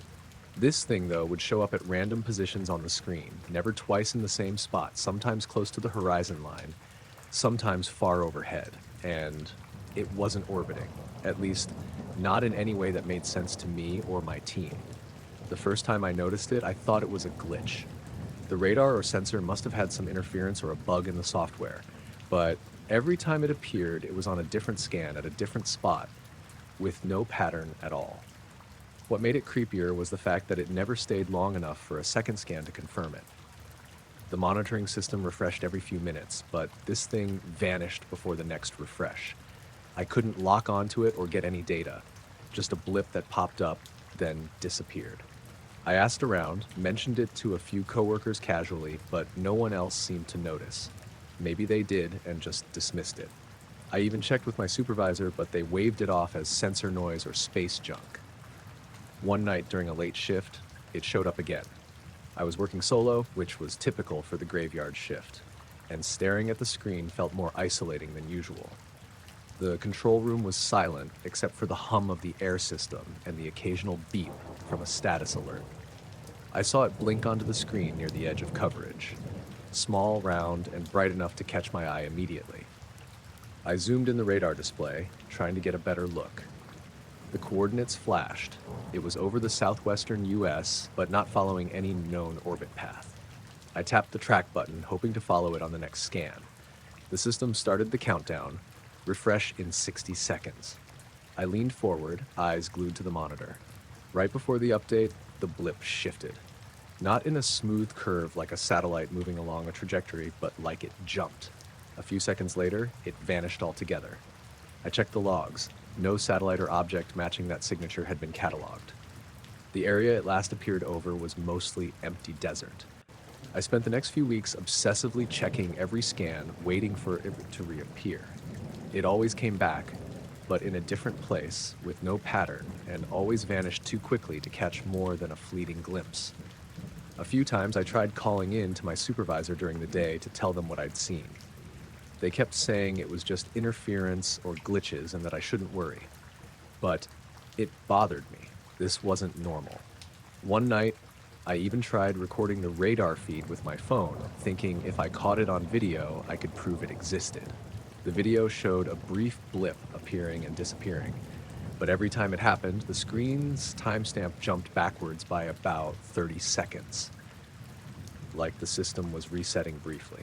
I watched the clip over and over, but couldn't explain that either. The system I worked with was supposed to have strict logging and timing, so that anomaly didn't make sense. A few other odd things happened around the same time. My home Wi-Fi started cutting out sporadically, with no clear reason. My phone battery drained faster than usual, and I'd find my apps behaving strangely, like notifications popping up seconds before I got the messages. One night, about a month after I first noticed the object, I took my dog Bixby for a walk around my suburban neighborhood. It was late, maybe 11:30 p.m., and the sky was clear and cold, the kind of crisp winter air that makes your breath cloud in front of you. I had my phone out checking the satellite tracking app. Yeah, I'm that obsessed. And Bixby was sniffing every tree like usual. I stopped and looked up. The stars were bright and steady, but there was something else. A faint glimmer far off, moving slowly, but not like any plane or satellite I'd ever seen. It wasn't flashing, and it wasn't making noise. Bixby suddenly stiffened and growled low. I tugged on his leash, telling him to calm down, but he wouldn't look away from the sky. The light disappeared, just like the blip on my screen. I thought maybe I was just tired, imagining things. Back at work, I told a few other night shift techs about the dog reacting to the sky, but they just shrugged. The job was draining, and most people were glad to hear something breaking the monotony. One evening, the tracking system glitched again. The object appeared twice on the screen at opposite ends of the coverage area. I blinked, then zoomed in. Both blips pulsed faintly, like they were sending signals or just flickering. The system froze for a second, then both vanished at once. Right after that, my workstation screen flickered and shut off. The backup kicked in, but the system was slow to reboot. When it came back online, the log files for that night had a weird gap. About 5 minutes of missing data. I reported it, but no one else saw anything unusual. The official explanation was a temporary power surge at the facility. That night, after my shift, I drove home under a heavy cloud cover. The streetlights blurred through the fog, and I kept glancing up, half expecting to see the object again. When I pulled into my driveway, I noticed my front porch light flickering. I didn't have a chance to think before Bixby started barking, low and urgent. I opened the door and stepped inside, locking it behind me. I checked my phone. The tracking app was frozen on a blank screen. I shut it off, put it down, and sat at the kitchen table staring out the window. Something wasn't right. I didn't know what it was, but I felt like I was being watched. I never told my family about the blips or the weird things at work. They'd think I was losing it, or worse, that I was bringing some kind of paranoia home. A few days later, the object appeared again on the scans. This time I tried to alert my supervisor, pressing the emergency alert button, which was only for serious malfunctions or safety issues. A voice came through the speaker, calm and clipped.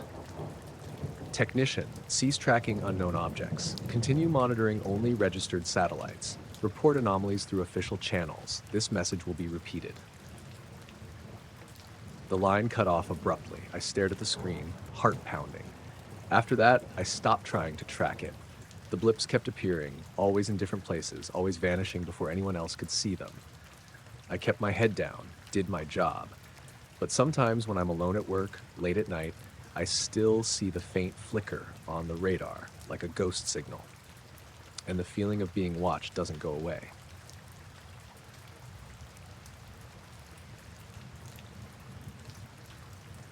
I've always liked night fishing. It's quiet, mostly just me, my rod, and the lake under the stars. My name's Tom Granger, and I live out near Lake Woodson, a small, pretty ordinary place in northern Wisconsin. Nothing fancy about it, just a bunch of trees, some cabins, and a lake that's usually calm and dark at night. My dog, Whiskey, a scruffy mutt with a lazy streak, usually comes with me. He's not much of a swimmer, but loves sitting on the dock and watching the water. One Friday night in early September, the air was cool but still felt heavy, like the kind of night right before a storm rolls in. Whiskey and I headed down to the lake around 9:30 p.m., planning to fish for a few hours before calling it. The sky was clear at first, full of stars, but the wind had picked up a little, just enough to rustle the leaves and make the water's surface shimmer softly. We set up on the far end of the dock, the one that sticks out a little over the deepest part of the lake. The water there's usually still, even when it's windy, because the trees on the far shore block the worst of the gusts. I cast my line and settled in with a thermos of coffee. Whiskey curled up at my feet, eyes half closed. The night was peaceful, nothing but the occasional splash from a fish or the distant call of an owl. Then, about an hour in, I noticed something weird. At first, it was just a faint glow near the water's surface, about 30 feet from the dock. It looked like a light, but it was too dim and kind of diffuse, like someone had dropped a glow stick under the water and it was just barely visible through the dark. I leaned forward to get a better look. The glow was pale greenish white and didn't flicker or change shape. What caught me off guard was that the water around it wasn't disturbed at all. Usually, if something's floating or moving near the surface, there's some ripple or splash. This was perfectly still, like the light was just hovering there, no contact with the water at all. I figured maybe it was some kind of fish with bioluminescence or a reflection of something on the shore. I stood up and shone my flashlight toward it. The beam sliced through the dark, but the glow stayed the same, no reaction, no movement. Whiskey perked up, ears twitching, staring at the same spot. Then the light started to rise. Slowly at first, just inches above the water, then faster, moving upward like a bubble escaping from the lake bed. Except it wasn't a bubble, it was smooth, round, and glowed brighter as it rose. The water beneath it remained perfectly flat, no ripples, no waves, nothing. I blinked and rubbed my eyes, half expecting it to vanish or be some trick of the light. But it kept going, rising maybe 10 feet above the surface, then drifted horizontally, moving away from the dock and across the sky. I dropped my rod and grabbed my phone, fumbling to get the camera app open, but as soon as I focused on the glowing orb, the screen dimmed and then went black. I tried again, but it stayed that way, dead, as if the phone was refusing to record or even see the light. Whiskey growled low, his hackles up, and I felt a chill despite the mild air. The glow kept drifting silently, smooth and steady, with no sound or disturbance at all. It moved in a slow arc, like it was following some invisible path across the stars. I followed it with my eyes, heart beating a little faster until it just disappeared. not with a flash or a burst, just faded gently like turning off a lamp. The whole thing lasted maybe 2 or 3 minutes, but after it vanished, the lake was still dead calm. No ripples, no waves, nothing to suggest anything had moved through the water or sky. I sat back down on the dock trying to process what I'd just seen. Whiskey stayed close, still tense, ears swiveling toward the trees in the lake. I kept glancing at my phone, hoping the camera would come back on, but it stayed black. The thermos was cold now, my hands shaking a little. For the rest of the night, I kept watching the sky, but nothing else showed up. No lights, no sounds, no weird reflections, just the normal quiet, the crickets, the wind in the trees, the occasional splash far off. The next morning, I told my neighbor Greg about it. He's a fisherman too, knows the lake like the back of his hand. Greg said he hadn't seen anything strange, but he didn't dismiss me. Just said, sometimes the lake has its mysteries, and that part of the world tends to mess with your head after dark. Over the next few days, I checked with a couple of other locals. A woman named Elsie mentioned seeing a faint light near the lake around the same time, but she thought it was just a flashlight or maybe some kids messing around. No one else saw anything like I did. I tried to find some explanation. Bioluminescent algae? Doesn't happen in freshwater lakes around here. Reflection from a boat? No boats were out that night. Fishing lights? None on the lake at all. No airplanes or helicopters in the area either. What stuck with me was the water, how it never moved, even though something was clearly coming up from it and floating away. The glow was there, bright and steady, but the lake didn't react like it should. Since then, I've gone back to the lake a few times, sometimes with whiskey, sometimes alone. The night I saw the light, the air was different somehow, thicker, heavier. I can't explain it. Other nights, it's just normal, calm, quiet. My phone still works fine now. No blackouts or dead screens. And whiskey? He's never liked going out on the dock after dark since that night. He stays close to shore and doesn't want to look out over the water. I don't know what that light was. I'm not sure I want to. It didn't hurt anyone, didn't say or do anything. Just showed up, drifted across the sky, and disappeared without a trace. But sometimes when the wind's right and the lake is perfectly still, I swear I catch a faint glow out there. Just under the surface, waiting.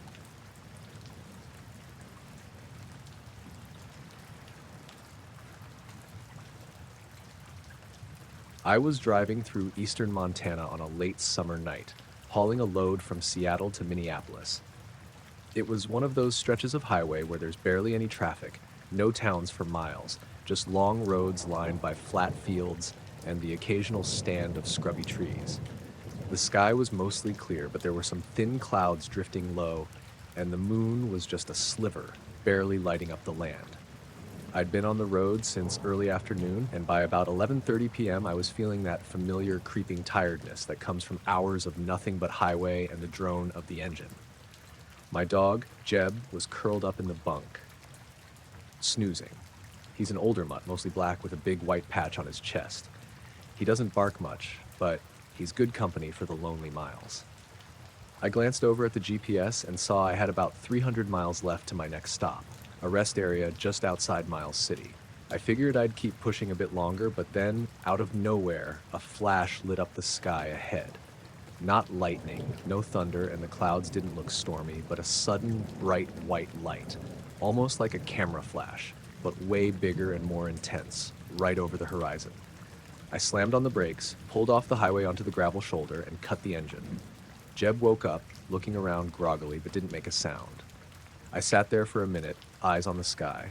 The flash didn't repeat, just that one sharp burst of light, then silence. I figured maybe it was a plane or a helicopter with a spotlight, but there was nothing else up there. No sound, no blinking red lights like on aircraft. The radio was dead quiet. I checked the gauges, everything normal. The hum of the engine gone, just the quiet of the night. I leaned back in my seat, thinking maybe I'd just rest my eyes for a bit. That's when I noticed something strange. The usual buzz of insects was missing. Even the wind that usually rustled the dry grass was dead, just still air and that eerie silence. Jeb curled up again, resting his head on my knee. I don't know how long I was there. I checked the clock, 1:15 a.m. I figured I must have been sitting for about 20 minutes. I started the engine, pulled back onto the highway, and continued driving. The road was empty, the sky clear, but something about the whole situation felt off. I stopped at the rest area around 3 a.m.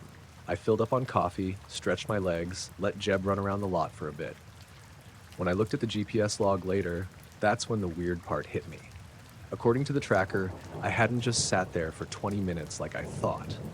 The truck was completely still for 1 hour and 47 minutes. I stared at the screen, confused. I swear I was only parked for less than half an hour, maybe 20 minutes tops. I checked the time on my phone. It matched the truck's clock now, but I still couldn't shake the feeling that something didn't add up. I called a buddy of mine, Nate, who's also a trucker and pretty tech savvy. I asked if the GPS could have glitched or lost signal. He said it was unlikely. The satellite coverage in that area was good, and the device I used was reliable. I went back over everything I could remember from that stretch. The flash, the silence, the feeling that time had slipped somehow.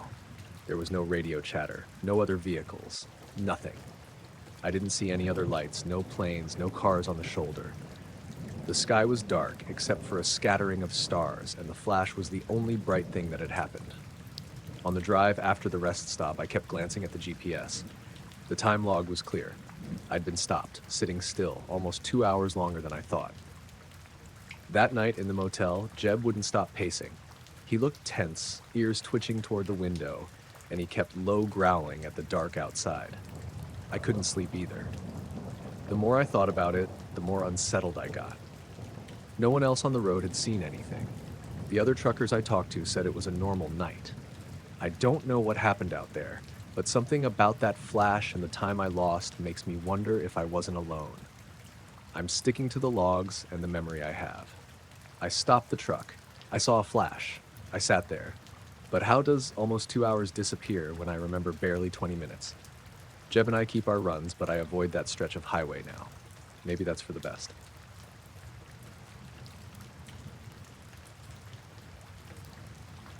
We were somewhere west of Denver, cruising at 31,000 feet. Night shift, smooth air, stars clear as glass. I'd flown this route maybe 24 times before. Portland to Kansas City, just a quiet red eye over the Rockies. It was January, I think. Cold as hell on the ground, but steady up high. Co-pilot that night was Tyler, younger guy, former Air Force, sharp. Not much of a talker unless he was on his second cup of coffee, which he wasn't yet. We were about an hour into the flight. Nothing unusual. We had checked in with Denver Center, got handed off, and I was just staring out the left side window, watching the edge of the world slide by. That's when I saw the light. It wasn't a star. It wasn't another plane. I know what anti-collision lights look like. I know what satellites look like. This was none of those. It was flashing, not blinking. There's a difference. Not rhythmic like a strobe, more like a camera flash. Bright, short bursts of white light. 2 or 3 flashes close together, then dark. A pause. Then it'd repeat. No color, no red or green wing lights, just white. And it wasn't above or below us. It was dead level with us. Same altitude, maybe a mile off the port side. I leaned forward a little and tapped the glass with my knuckle, just out of habit, like that would help me see it clearer. "Tyler," I said. "You see that?" He looked up from the display. "See what?" I pointed. The light flashed again, 3 quick bursts. "That." He turned his head, squinting. "Where?" I kept my finger up, tracking it. "Left side, 10 o'clock. Same level." He leaned toward the window, trying to spot it. Another flash. I saw it clear as anything. Same spot, same pattern. But Tyler didn't react. "I don't see it," he said. I watched for another full minute. It flashed 2 more times, same sequence each time. Then it went dark completely. I radioed in, "Denver Center, horizon 297. We've got a flashing light at our altitude. 10 o'clock position, maybe 1 to 2 miles out. Can you confirm any traffic out here?" There was a pause. "Horizon 297, negative radar contact in your vicinity. You're clear for 100 miles in all directions." I glanced at Tyler. He was staring at the nav screen now, probably double-checking our position. I could tell he was trying to reason it out. Weather balloon, drone, whatever, but he didn't say anything. We didn't talk much for the next 10 minutes. I kept glancing out the window. It didn't flash again. Then I felt the nose pitch slightly. Not much, just enough that I thought maybe we were in light turbulence. But there was nothing on the scope. No shear, no chop. I checked the instruments. Everything was normal. Tyler looked at me. Did you feel that? Yeah. We checked the controls. No faults. Airspeed steady, pressure normal. Then, something weird happened. The cabin lights flickered. Just for a second. We've got emergency backup, so it wasn't a concern flight-wise, but still, LEDs like that don't just flicker. They either work or they don't. I radioed again. Denver Center, Horizon 297, we just had a minor electrical anomaly. Cabin lights flickered. No warning indicators. Another pause. Copy that, Horizon. Weather's clear all the way through to Kansas. No reported anomalies. We flew on. 15 minutes later, Tyler said, "Okay, I just felt that again." The nose dipped slightly, then corrected on its own. Autopilot was still engaged, but it was like the aircraft made a micro adjustment without any input. Too subtle to trigger a warning. That's when I noticed the hum, not the engines. You fly long enough, you learn to tune that out. This was, I don't know, higher pitched.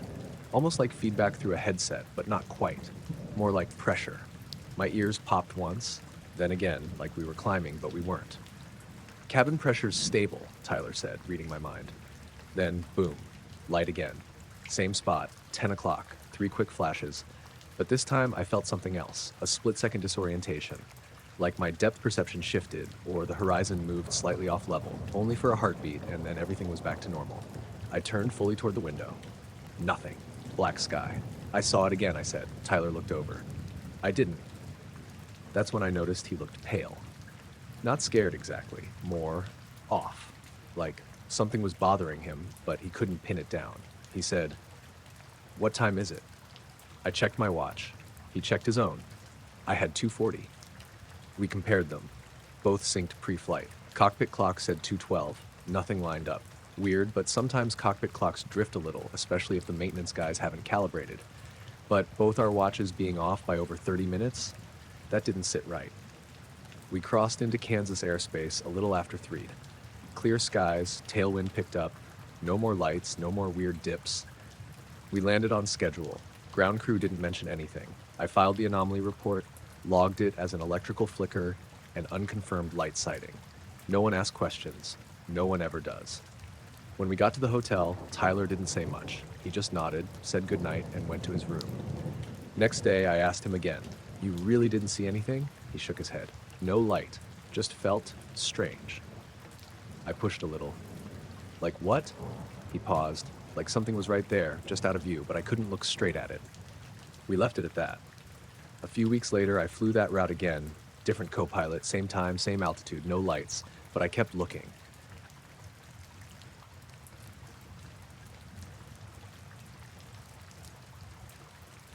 The motion light went off again at 3:17 a.m., same as the night before.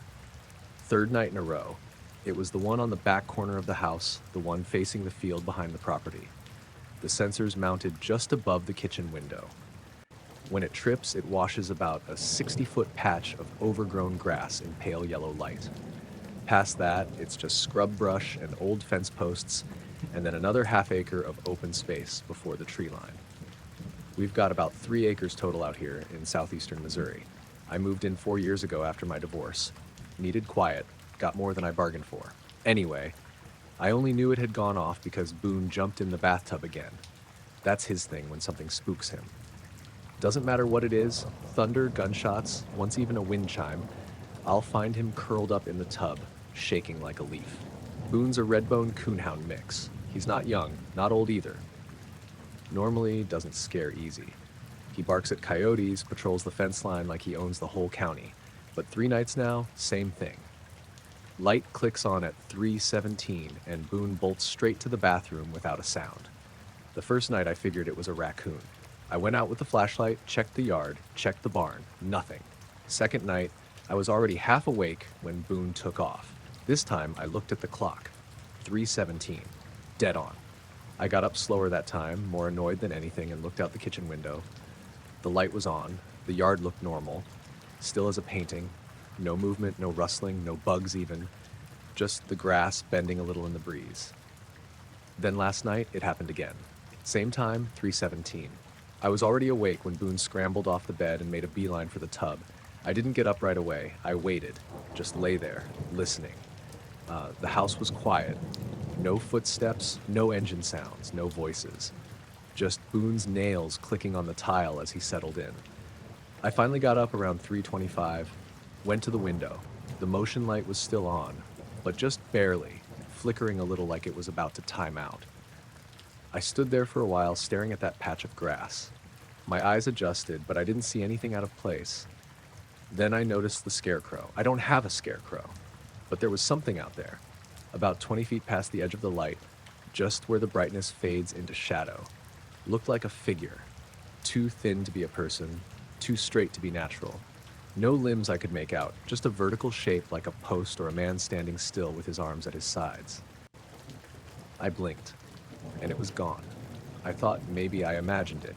Could have been a fence post catching the light wrong. Could have been my reflection in the glass. So I opened the back door and stepped out onto the porch. Didn't bring a light. I just stood there in the warm air, letting my eyes adjust all over again. The field was empty. Next morning I walked out there. Took Boone with me, though he didn't want to go at first. I had to leash him, and even then he dragged his feet.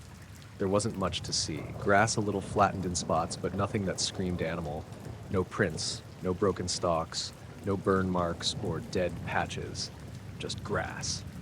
But when I looked back at the house from that spot where I'd seen the figure, I realized something strange. From there, you can't see the light itself, just the glow. Whatever or whoever was standing in that exact place would have been perfectly framed by it, lit just enough to see their shape, but not their face. That night, I stayed up. Didn't sit in the living room or anything. I sat in the kitchen with the lights off, just me and a cold cup of coffee, and Boone curled up on the rug by the fridge. I kept one eye on the digital clock above the stove. 3:10, 3:15. At 3:17, the light clicked on. No sound, no buzz, no hum, just a soft pop as the bulb came to life. Boone stood up immediately, ears flat, tail low. He didn't look at me. He looked at the window. I stood too, careful not to scrape the chair legs. I walked over to the sink and leaned forward just enough to peek outside. There was something in the field, closer this time, maybe 10 feet from the edge of the light, just barely out of it. Same thin shape, same dead still posture. Not moving, not swaying with the breeze like the grass around it. It was just there. Watching, I think. I opened the back door. Boone growled, a sound I'd only heard him make once before, when a neighbor's pit bull got into our yard. He didn't follow me out. I stood on the porch again, this time with my flashlight. I waited until my eyes adjusted, then flipped it on and pointed it right at the spot. Nothing. The figure was gone. But the grass was moving, not like something walked through it, more like it was settling, like something heavy had been there, pressing it down and had just lifted off. It rippled outward in slow waves. No wind, just motion. I didn't walk out there. I wanted to, but my legs wouldn't move. The light timed out after 30 seconds. The yard went dark. I backed into the house and locked the door. Boone was already in the tub. That morning, I found something. Out in the field, in the same spot where the shape had been, I found 3 small holes, each about the size of a quarter, perfectly round, spaced maybe 2 feet apart, forming a triangle. Not deep, maybe 5 inches, but clean. No dirt piled around the edges, like whatever made them hadn't broken the surface so much as pressed through it. I filled them in and covered the area with an old tarp from the barn. I don't know why. That was last week. Since then, the light hasn't come on again. But Boone still sleeps in the bathroom now, every night without fail. Even when I call him to bed, he just looks at me and slinks away like he knows something I don't. I haven't reset the motion sensor. I haven't walked out into the field after dark, and I haven't been able to sleep through 3:17 a.m. since.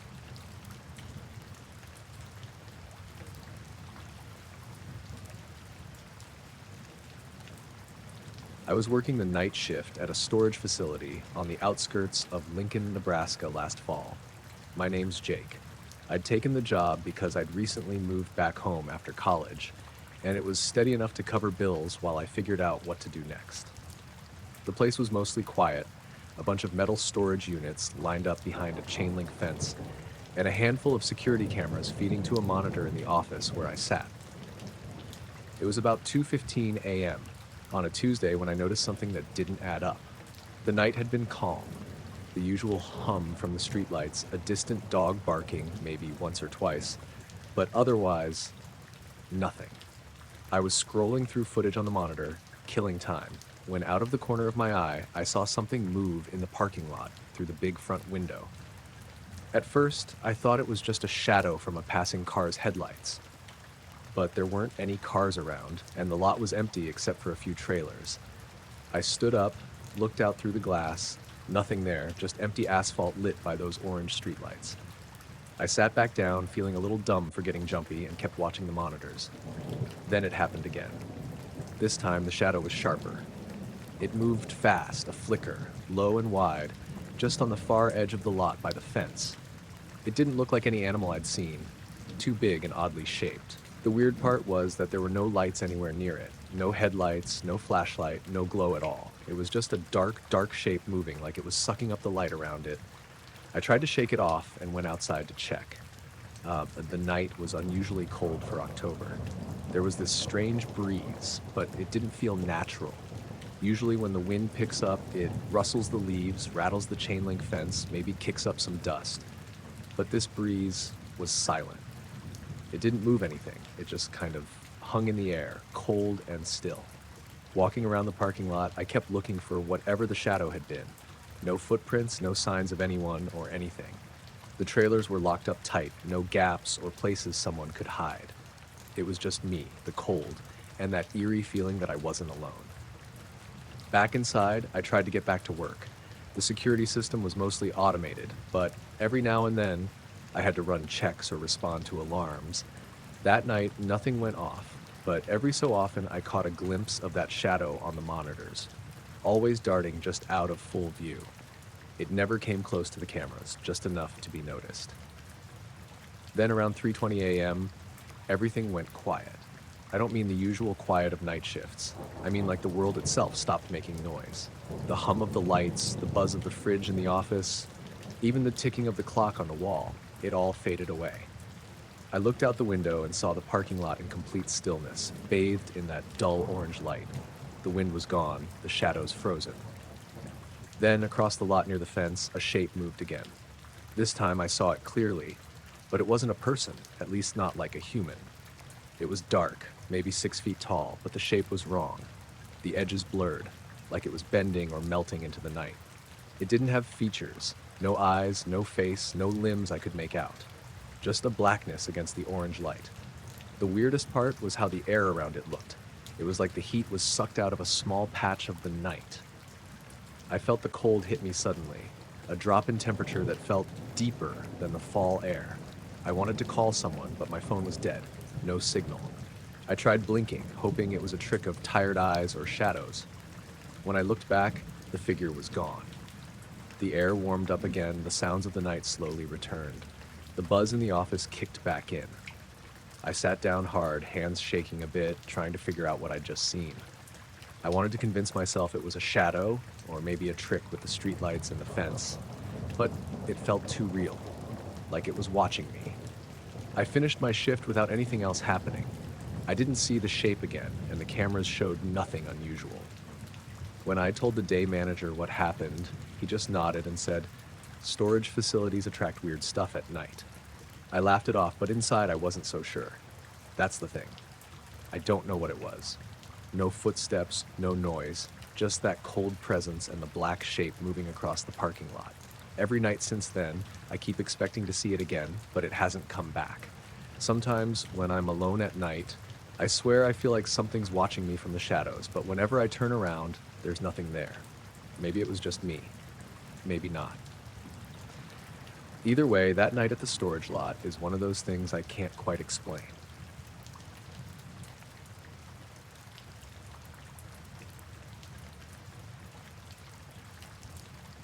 I was driving home late one evening, just after dusk, heading back from a weekend trip. The route took me past that old Air Force base outside of Valley Ridge, the one that's mostly inactive these days, but still has a few planes and occasional night exercises. The road runs parallel to the runway for a stretch, so I often slow down there just to watch the jets. It's kind of a weird habit I picked up. Something about watching them roar off into the sky feels calming after a long day. This night was cool and clear, not a cloud in the sky. The streetlights weren't very bright, so the runway lights stood out like little beacons. I was in my truck, windows down, the hum of the engine steady as I cruised along. Just past the main hangar, a fighter jet rolled into view on the runway, ready for takeoff.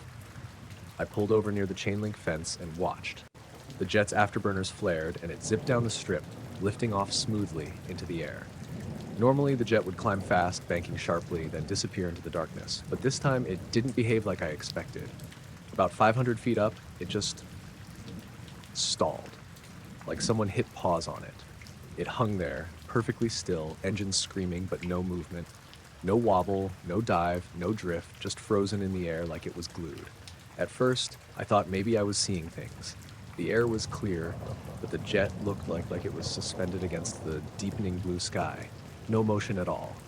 I blinked, rubbed my eyes, thinking maybe my brain was tired or the light was messing with me. Then, after maybe 5 seconds, the jet shot upward. Not just climbed, shot at an angle that made no sense. It was like it defied gravity, rising nearly straight up, engine roar fading into a high-pitched whistle as it disappeared above the clouds. The whole thing felt wrong, like the laws of physics were being ignored. No pilot I know could pull that off without the plane breaking apart or spinning out. But the jet looked intact, and the motion was smooth, like it was on rails. I stayed parked there, heart thumping, watching the spot where the jet vanished, half expecting it to come back down or lose control. Nothing. I got back on the road, but my mind was spinning. That jet takeoff was the strangest thing I'd ever seen, and I watched planes regularly. A few miles down, I noticed something odd in the side mirror. A pair of bright lights hovering just above the treetops behind me. They weren't like car headlights or any normal light I'd seen on the road. They were steady, round, almost glowing with this weird, soft light, and they kept pace with my truck no matter how fast I went. I slowed down to 35 miles per hour, watching in the mirror. The lights didn't blink or change. I tried looking over my shoulder, but the trees blocked a clear view. I sped up again, pushing toward 50 miles per hour. The lights stayed with me, moving silently through the dark. I thought about pulling off and stopping to see what it was, but part of me just wanted to get home. Then out of nowhere, the lights blinked out. Just vanished like a switch had been flipped. I checked all around. Nothing. When I got to my driveway, I sat in the truck for a while, trying to process everything. The jet, the hovering lights, the impossible climb. I felt weird, like I'd walked into something I wasn't meant to see. Over the next few days, I found myself driving that route again, hoping to catch a glimpse of the jet or those lights, but nothing happened. The base seemed quieter than usual. I talked to a couple of coworkers who've spent time near that airstrip, but no one mentioned anything unusual that night. Flight logs are off limits, and no news reports talked about any strange incidents. I keep wondering about that moment the jet just stopped midair. What held it up? And those lights, were they connected? Were they watching? I don't know, and honestly, I'm not sure I want to know. But that night, something was different near that base.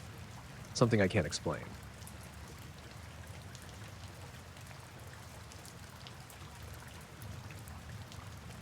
I was driving back from Flagstaff to Kingman late one night in October. My cousin's kid had a birthday, and I stuck around longer than I meant to. Helped clean up, talked to my uncle for a while. By the time I left, it was almost 11. The drive's a little under 2 hours if you're moving mostly I-40 through the desert, not much traffic. I've done it 100 times. I wasn't in a rush. Weather was dry, cool, moon was out, but not full. My truck's got a dash cam, one of those UFO ones with front and rear views, records and loops. I only installed it a few months earlier after some guy ran a red light and tried to blame me. Now it just runs whenever the ignition's on. Nothing felt strange during the drive. It was quiet. I passed 2 semis between Seligman and Ash Fork, but otherwise I was mostly alone on the road. I had an audiobook playing, some old Raymond Chandler novel, and a Gatorade in the cup holder. It wasn't until I got home that I noticed anything weird. I park in the driveway, kill the engine, and gather my stuff from the passenger seat. I always glance at the dash cam when I shut off the truck. It's just habit now. But this time, the screen was frozen. It should have shown a goodbye message and then powered down. Instead, the screen was still on, stuck on a single frame. Black road, stars overhead, timestamp reading 12:38:11. But my truck's clock said 12:40. That bugged me. The camera syncs its time with the GPS, so it should have matched the truck's clock, which I just set that morning. I tapped the screen. It stayed frozen. I unplugged it, then plugged it back in. It rebooted normally, started recording again. Nothing looked damaged. Inside, I dumped my stuff and plugged the SD card into my laptop to check the files. They save in 3-minute chunks. I found the last full clip, ending at 12:38, then the partial one, the one that froze. That file was weird. It was only 2 seconds long, just 2 seconds instead of 3 minutes. I opened it. It starts with a normal view. Dark highway, center line stretching out, desert brush on both sides, stars all over the sky, no other headlights. Then, on the very last frame before the video ends, everything goes black. Not the road, not just the dash cam cutting off. I mean, the sky goes black. The stars blink out, just for that one frame. I checked it again, frame by frame. I used VLC and then a video editor just to be sure I wasn't missing something. In every frame before that, the sky is crystal clear. Dozens of stars, no clouds. Then on the last frame, no stars, not a single one. Still the same desert, same road, same truck interior, just stars. Then, nothing. The next file starts at 12:41, like the clock jumped ahead 2 minutes. And that clip picks up like nothing happened. Same stretch of highway, still no other cars. Stars are back. I checked the truck's GPS log too. That's how I really knew something was off. According to the GPS, I traveled exactly 0.1 miles during that gap. Not a huge distance, about 500 feet. But the speed listed was 0, like I wasn't moving. Like the GPS lost signal and then picked me up again slightly ahead with no record of motion in between. It didn't make sense. The rest of the drive looked normal. No missing footage, no glitches.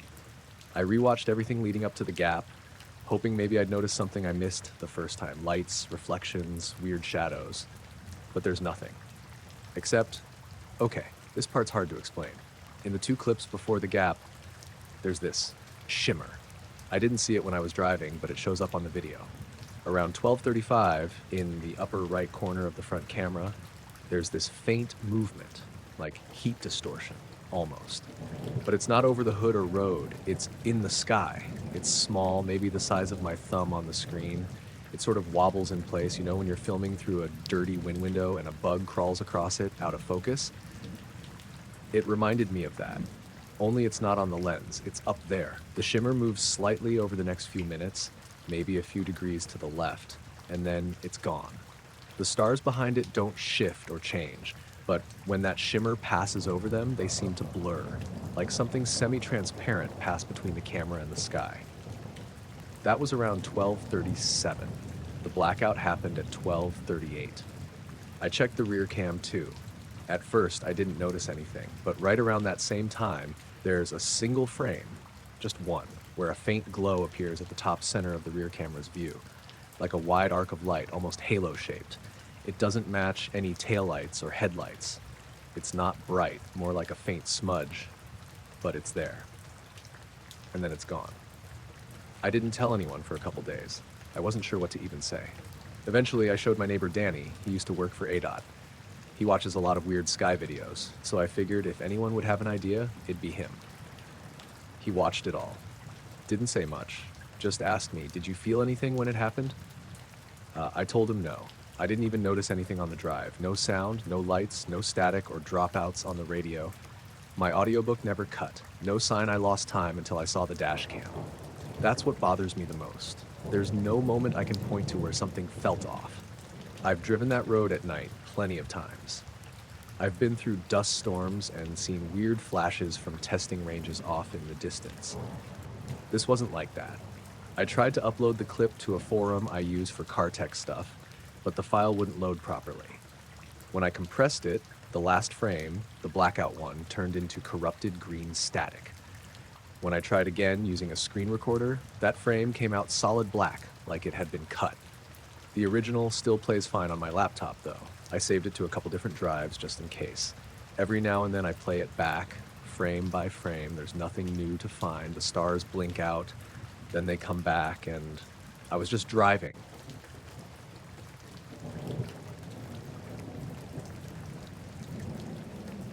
I was driving east on Route 190, cutting through the Mojave, sometime past 11 p.m.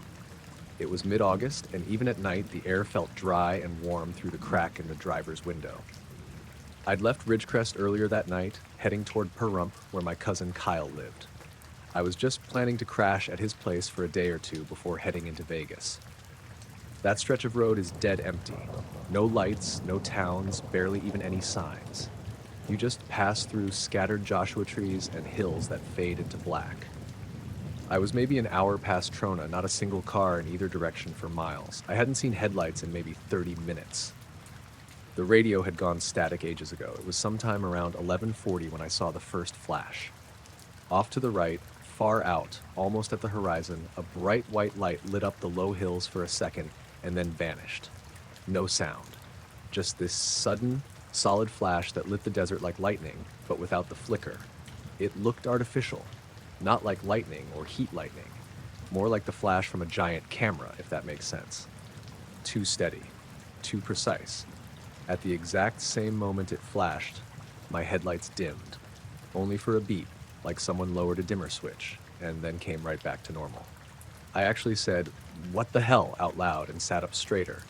The battery light didn't come on, and the engine didn't stutter. I watched the dash. Everything looked fine.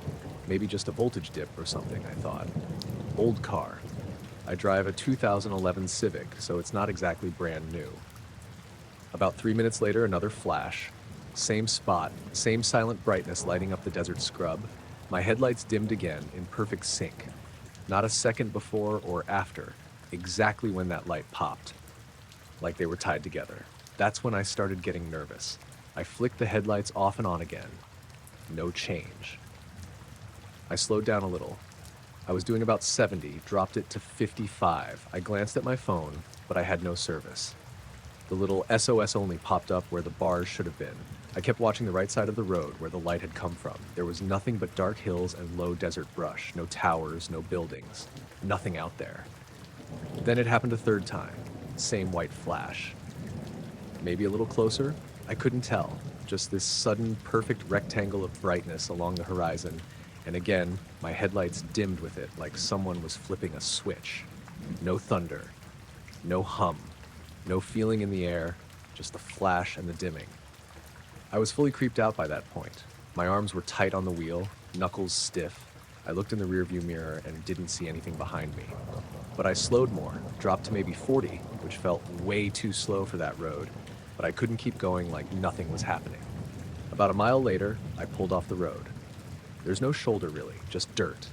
I parked just enough off the asphalt that I wouldn't get clipped by some semi if one ever came through. I turned off the engine, left the parking lights on.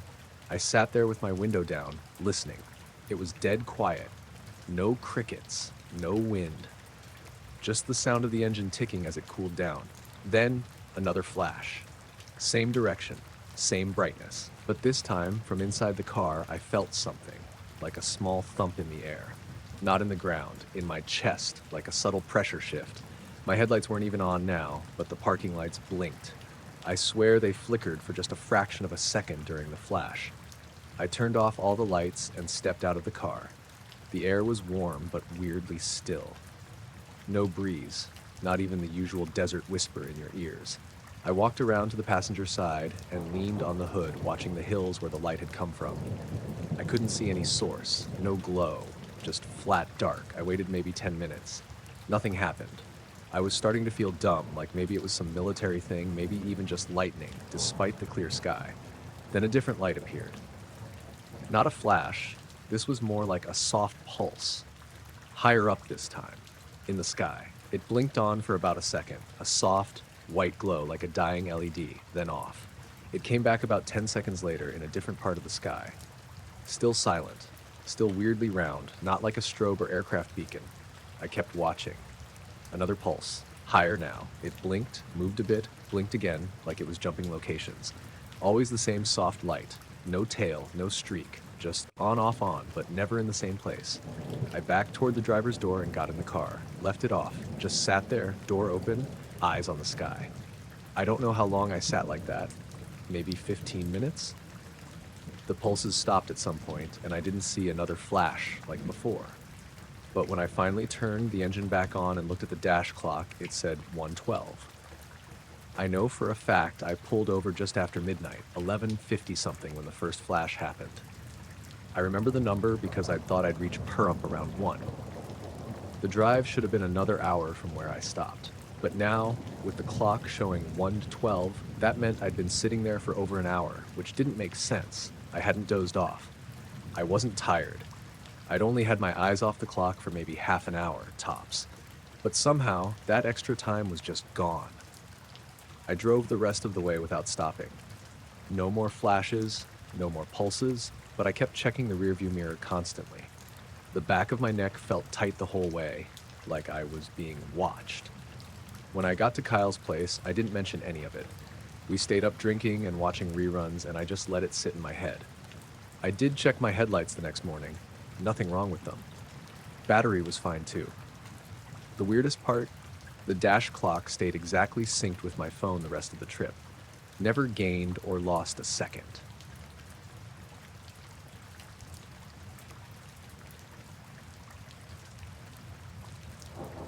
We were out on the lake late that night, just me and Jake, like we did most weekends when we wanted to get away from everything. It was one of those quiet, still nights where water looks like glass and the stars are so bright they almost feel close enough to reach. We had the little motorboat anchored a good distance from shore, lines in the water, just waiting for a bite. Nothing big planned, just fishing and talking, maybe catching some bass or catfish. The night was cold, but not freezing. I had a jacket on, Jake too. We sat on the back bench, each with a rod in hand. The only sound was the occasional plop when a bobber moved or a fish took a nibble. The boat creaked softly in the water, and the gentle ripple from our movements spread out around us. After a while, Jake went quiet, just staring out over the water behind the boat. I looked too, thinking maybe he saw something, maybe a bird or a fish jumping. Then we both heard it, a splash. It was sudden and heavy, like something big hitting the water hard right behind us. But here's the thing, there was no ripple. Nothing spread out on the surface. Just silence except for that weird splash noise. It was like the water had made the sound without moving. That didn't make sense. I looked over my shoulder and scanned the dark water. No wake, no movement. The surface was still perfectly smooth. Jake said, "Did you hear that?" I nodded, feeling a little uneasy. We both stayed still, waiting, expecting maybe to see something break the water. Then came this low droning sound, coming from beneath the boat. It wasn't like any engine noise or the usual hum of insects or the wind. It was deep and steady, almost like a vibration you could feel through your bones. It didn't get louder or softer, just stayed there, this constant low buzz under the water. I asked Jake if he heard it. He nodded again, eyes wide now. We didn't say much after that, both just listening. The droning went on for several minutes. It didn't seem to be coming from any direction. It was just under us. I looked back toward shore, but it was too dark to see much beyond the tree line. The moon had slipped behind clouds, so the lake looked endless and black. The only light came from the little flashlight Jake had on the side of the boat. I shone it over the water, trying to catch any movement, but nothing showed up. After maybe 5 minutes, the droning stopped suddenly. No fade out, no gradual decrease. Just cut off. The silence felt even heavier afterward. I told Jake to pull up the lines and start heading back. Neither of us said why, but I think we both wanted to get out of there. As Jake fired up the motor, the water around the boat stayed unnervingly still. No wakes, no splashes from the propeller, nothing. Usually, even the smallest movement would stir something up, but the lake just sat there, like it was holding its breath. We headed back slowly, neither of us talking much. The boat's motor was the only sound, but the water didn't respond as I expected. It didn't ripple or splash against the hull. I was watching the water more than the path ahead, trying to make sense of the quiet. At one point, Jake asked if I felt anything strange, like a presence or being watched. I said yeah, but it was hard to explain. It wasn't fear exactly, more like something was out there in the water or just below the surface. Something that didn't want us to notice it, but also didn't want to be ignored. About halfway back to shore, the boat's GPS screen flickered and went blank for a few seconds. That's when I really started to feel uneasy. It came back on with no problem, but the little glitch made the whole situation feel even more off. We made it to the dock without incident, and when I stepped onto the wooden planks, the familiar creak of the boards felt like a relief. The night air seemed less heavy there, and the lake looked normal again, reflecting the moonlight and stars without any weird silence or strange noises. Jake and I packed up quietly, neither of us eager to talk about what had happened. On the way home, I kept checking the rearview mirror, half expecting to see some light or shape following us, but there was nothing. That night, I couldn't sleep. I kept hearing that splash in my head and the low drone vibrating under the boat like it was still there waiting. I haven't been back out to that part of the lake since. Not sure if I'll go again anytime soon.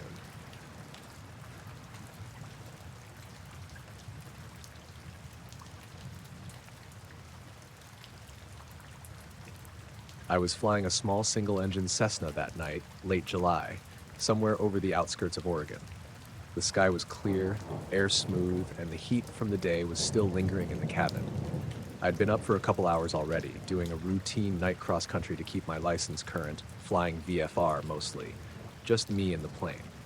Nothing fancy. Around 11:15 p.m., I was cruising at about 5,500 feet westbound when I noticed something out the left window. At first, I thought it was another plane, maybe a twin engine or something, but the shape wasn't right. It was dark, almost completely black against the night sky, no navigation lights, no strobes, no sound. The kind of silence you notice when everything else, the engine, the wind, sounds normal, and this just doesn't make a peep. I shifted my gaze, trying to get a better look. The thing was maybe 300 yards away, flying alongside me, matching my speed perfectly. What really got me was the angle it was holding. It wasn't just flying beside me like a normal plane would. It tilted sharply, banked hard into turns that no regular aircraft should be able to do. Smooth and steady, almost like it was slipping through the air on its own terms. I glanced down at my instruments, triple-checking airspeed and altitude. No erratic readings, no turbulence, just my normal flight data. I looked back, and the shape was still there, still moving with me. I tried to radio it in. Cessna N8453P to unknown traffic. This is N8453P. Identify yourself. I hit the transmit button 3 times, but there was nothing on the other end. No call sign, no response, no static, just silence. And then, in the moment I was expecting something back, the thing disappeared. 1 second it was there, the next it wasn't. No fading, no flying off into the distance. Just gone, like it never existed. That's when I really felt it. The quiet in the cockpit felt heavier, like the air was thicker. I double-checked the windows, the instruments, and even the fuel gauge. Everything was normal. My heart was beating faster than usual, but I kept it together. I radioed Portland Approach to report the sighting, but they told me no other traffic was showing on radar. No unidentified objects or blips. I gave them my position again and asked if they saw anything unusual on their scopes. They confirmed nothing, said I must have seen a private aircraft or something off radar. I tried to explain the weird angles and silence, but they just told me to stay safe and keep an eye out. The rest of the flight was quiet. I couldn't shake the feeling that something was off, but nothing else showed up. When I finally landed, I filled out an incident report with the FAA. They didn't seem interested. Mostly gave me the usual line about optical illusions or atmospheric conditions. A few days later, I talked to some other pilots at the local flying club. One of them mentioned seeing something weird on his night flight months earlier, a dark shape that moved like nothing else. He said he didn't say anything because no one would believe him. Another pilot said he heard strange static on the radio during a night leg, but never saw anything. I never saw that thing again. But sometimes when I'm flying solo at night, I catch a glimpse out of the corner of my eye, something moving just at the edge of the lights, at impossible angles, always silent. And I can't help but wonder if it's still out there, watching.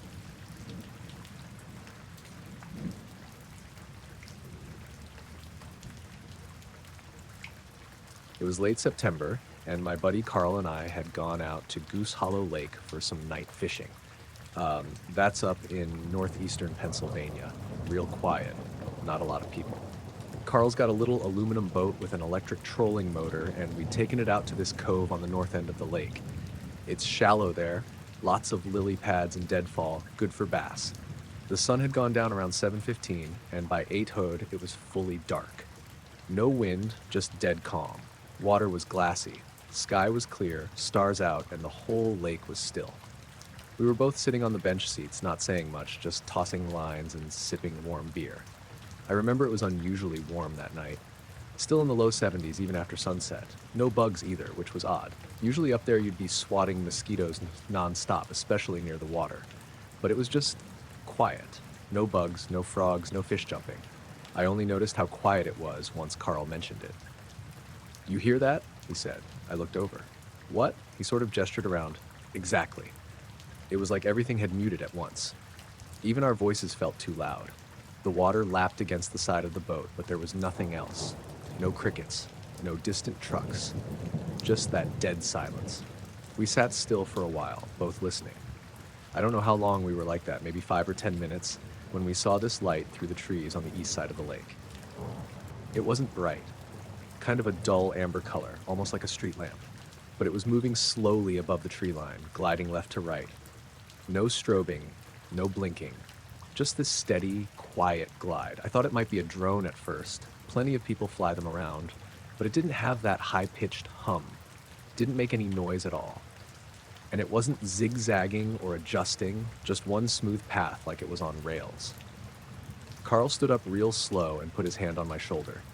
He was squinting toward it. "You seeing that?" he asked. I nodded. We watched it for maybe 15, 20 seconds, just drifting across the treetops. Then it dipped behind the trees and disappeared. We both kept looking, expecting it to pop up again. Instead, it reappeared directly across the lake, on the west side now, maybe 2, 3 seconds later. Same height, same amber glow, same silent glide. But there's no way something could have gotten across that fast. It would have had to cross about a mile of water and dense forest instantly. No sound, no flash. Just there, then not, then there again. Carl sat back down real slowly and just stared at it. "What the hell is that?" I didn't answer. I didn't know what to say. We watched it for another minute or so. It moved slower this time, like it was scanning something. Then it stopped, just hung there, completely still above the trees. I remember thinking how unnatural that looked. No sway, no drift, just locked in place like it had frozen. Then it blinked out, not like it flew away, not like it dimmed. 1 second it was there, the next it was gone. No trail, no noise, just gone. We sat in the boat for a long time after that, neither of us saying anything. Eventually, Carl reeled in his line and said we should head back.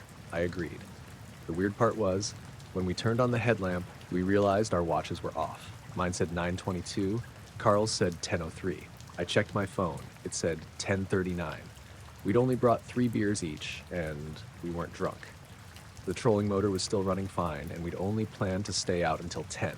But somehow 2 hours had passed, and neither of us remembered that much time going by.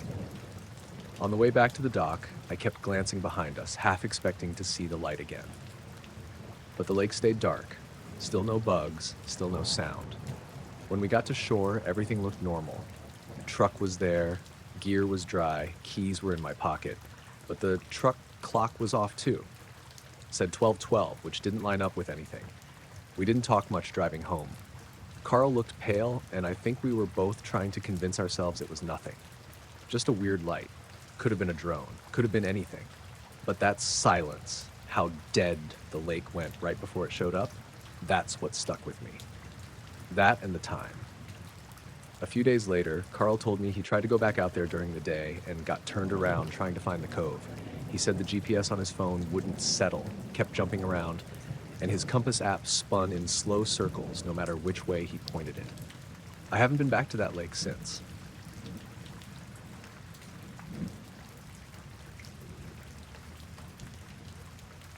I was on the dock just after midnight, filming. The lake was flat, the kind of still that swallows sound whole. The moon was hidden behind thick clouds, and the air had that damp, heavy feeling you get right before rain starts. I was waiting for those lights to show up again, the weird ones I'd noticed the past few nights. My name's Lisa Moreno, by the way. I live in a small cabin on the outskirts of Ashford, Washington. It's about as close to the wilderness as you can get without completely disappearing from the map. I've always been the kind of person who likes to record stuff, weird stuff, strange things that don't add up. It's a hobby, or maybe an obsession. Anyway, those lights first appeared last week. I was out here, just messing around with my phone's camera, when these faint glimmers started flickering over the water, moving in patterns that didn't match anything natural. No planes, no bats, no fireflies. They looked like small orbs just hovering and then zipping. Didn't make sense. I figured I'd catch them on video and maybe post it somewhere later. Not to prove anything, I'm not that delusional, but just because it was strange. That night, I got some footage. The lights pulsed in a loose circle above the lake, sometimes darting up and down in a way that looked almost deliberate.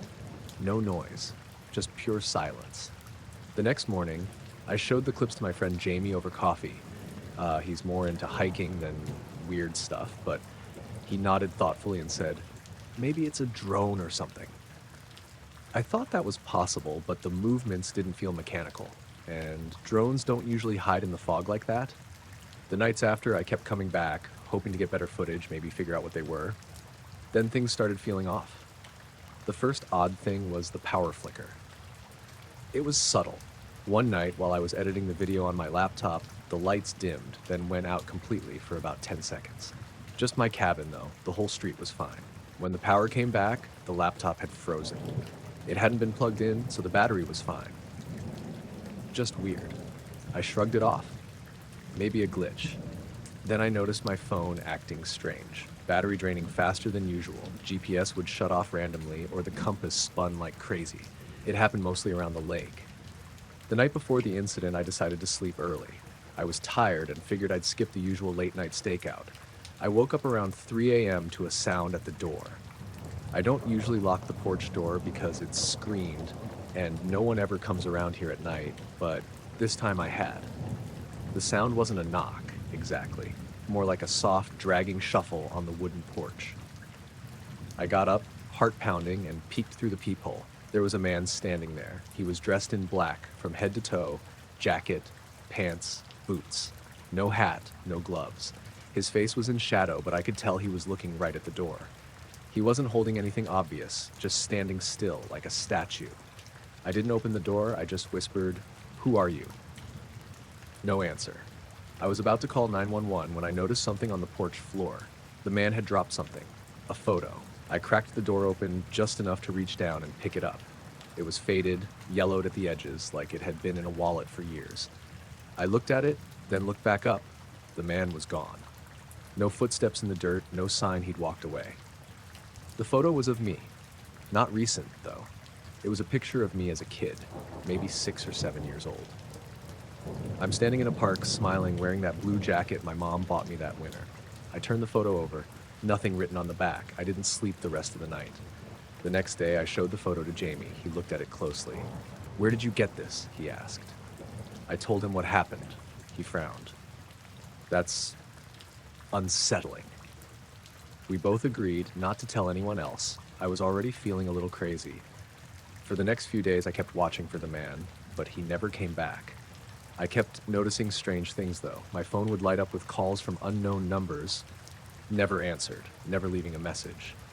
Lights on the lake still flickered, but now I felt like I was being watched, even when I was inside the cabin. One evening, I heard a soft tapping on the window, but when I looked, nothing was there. I started carrying a flashlight and pepper spray whenever I went outside, just in case. I don't know if the man was connected to the lights or the weird glitches. I don't know why he had that photo or what he wanted to tell me. All I know is, after that night, I started paying attention to things I hadn't before. The way the fog rolls in too quickly, the way the power sometimes blinks in half a house, the quiet moments when the world feels paused, like it's holding its breath. Sometimes when I look out over the lake at night, I think I see shapes moving just beyond the trees. And the photo, it's still on my desk right next to my camera. I haven't shown it to anyone else. Not yet.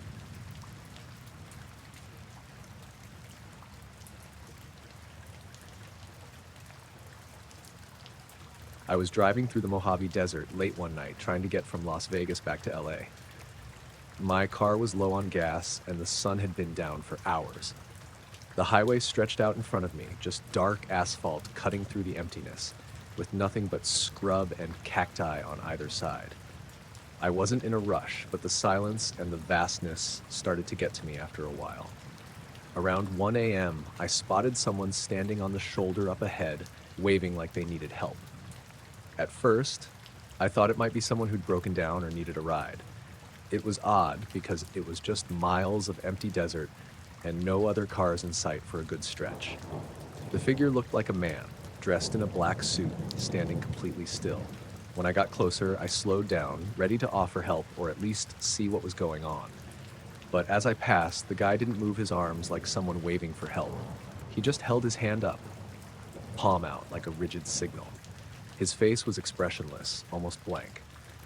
I couldn't make out details, but there was something off about him, like he wasn't fully there, or like he was watching me in a way that didn't feel human. I felt a chill despite the desert heat. I didn't stop. The moment I passed him, my GPS glitched hard. The screen flickered, then went black for a second, and when it came back on, the route had reset.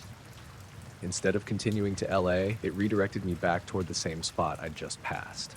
I thought it was a glitch and tried to punch in my destination again, but every time I entered it, the GPS kept rerouting me in a loop, leading me right back to that stretch of highway, right where the man had been standing. I pulled over and shut off the car to check my phone for signal, but there was none. No bars, no Wi-Fi. It was like I'd been cut off from everything. I thought maybe the car's system was just acting up and rebooted it, but nothing changed.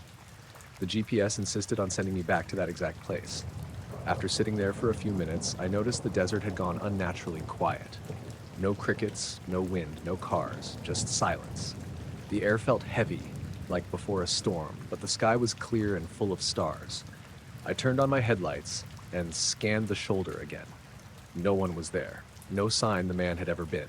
I started to feel the edge of panic creeping in. Eventually, I forced myself to start driving again, ignoring the GPS. I took a side road I recognized from a map earlier, hoping it would get me out of the loop. Hours later, I checked into a small motel on the outskirts of town. I was exhausted and shaken, but told myself I was just tired and stressed. I tried to put it out of my head. Then, just after midnight, the phone in my room rang. I didn't recognize the number, but I answered anyway. A voice spoke on the other end. Calm, cold, and strangely calm. "You were right not to stop," it said. "Not everyone is." The line went dead. I stared at the receiver for a long time before hanging up. I didn't sleep much after that. The next morning, my GPS worked fine again. I left the motel, heading home, but I kept thinking about that figure on the side of the road, the loop, and the call. I still don't know who he was or what he wanted, but I'm glad I didn't stop.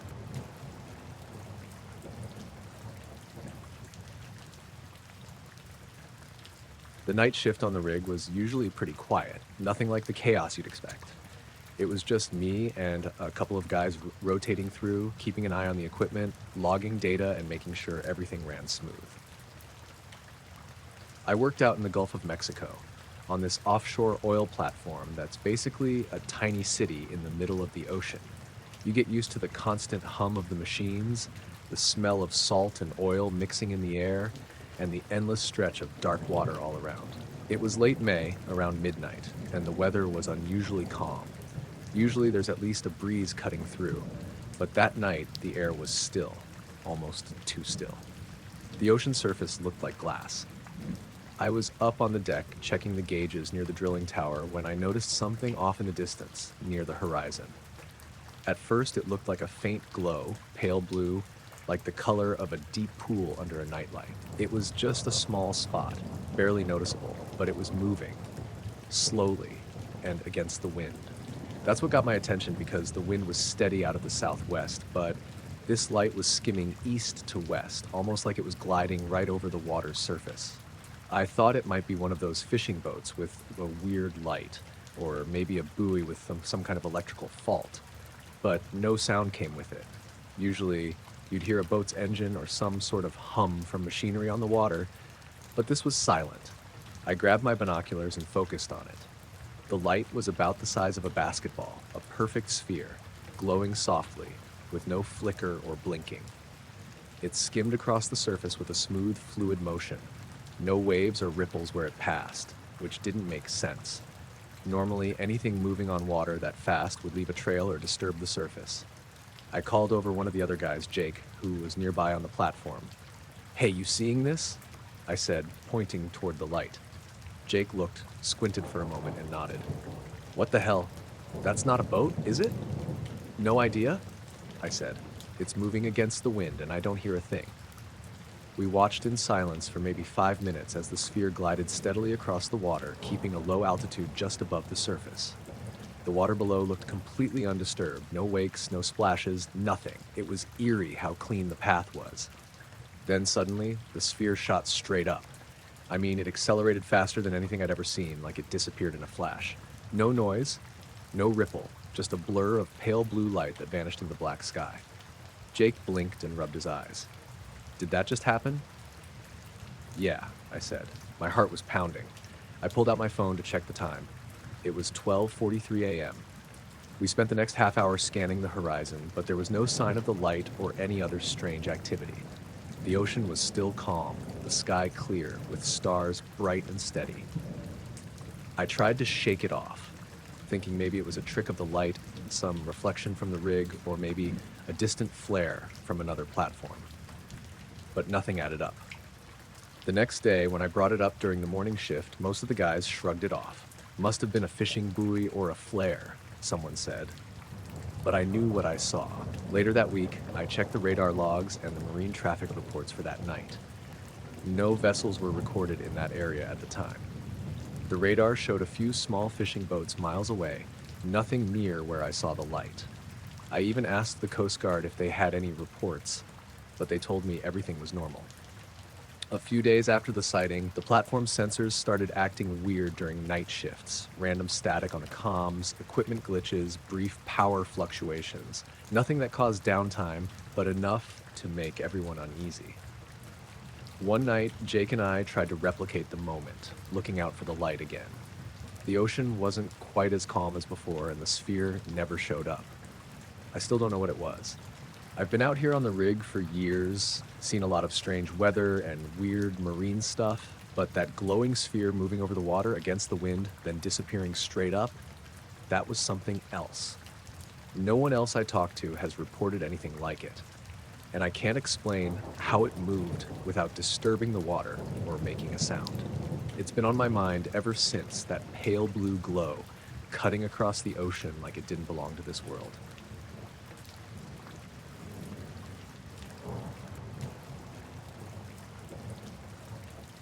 I was flying a routine cargo leg from Salt Lake City to Sacramento. Just me in a Cessna Citation Excel. Empty cabin except for a couple of pallets of small freight. Nothing sensitive.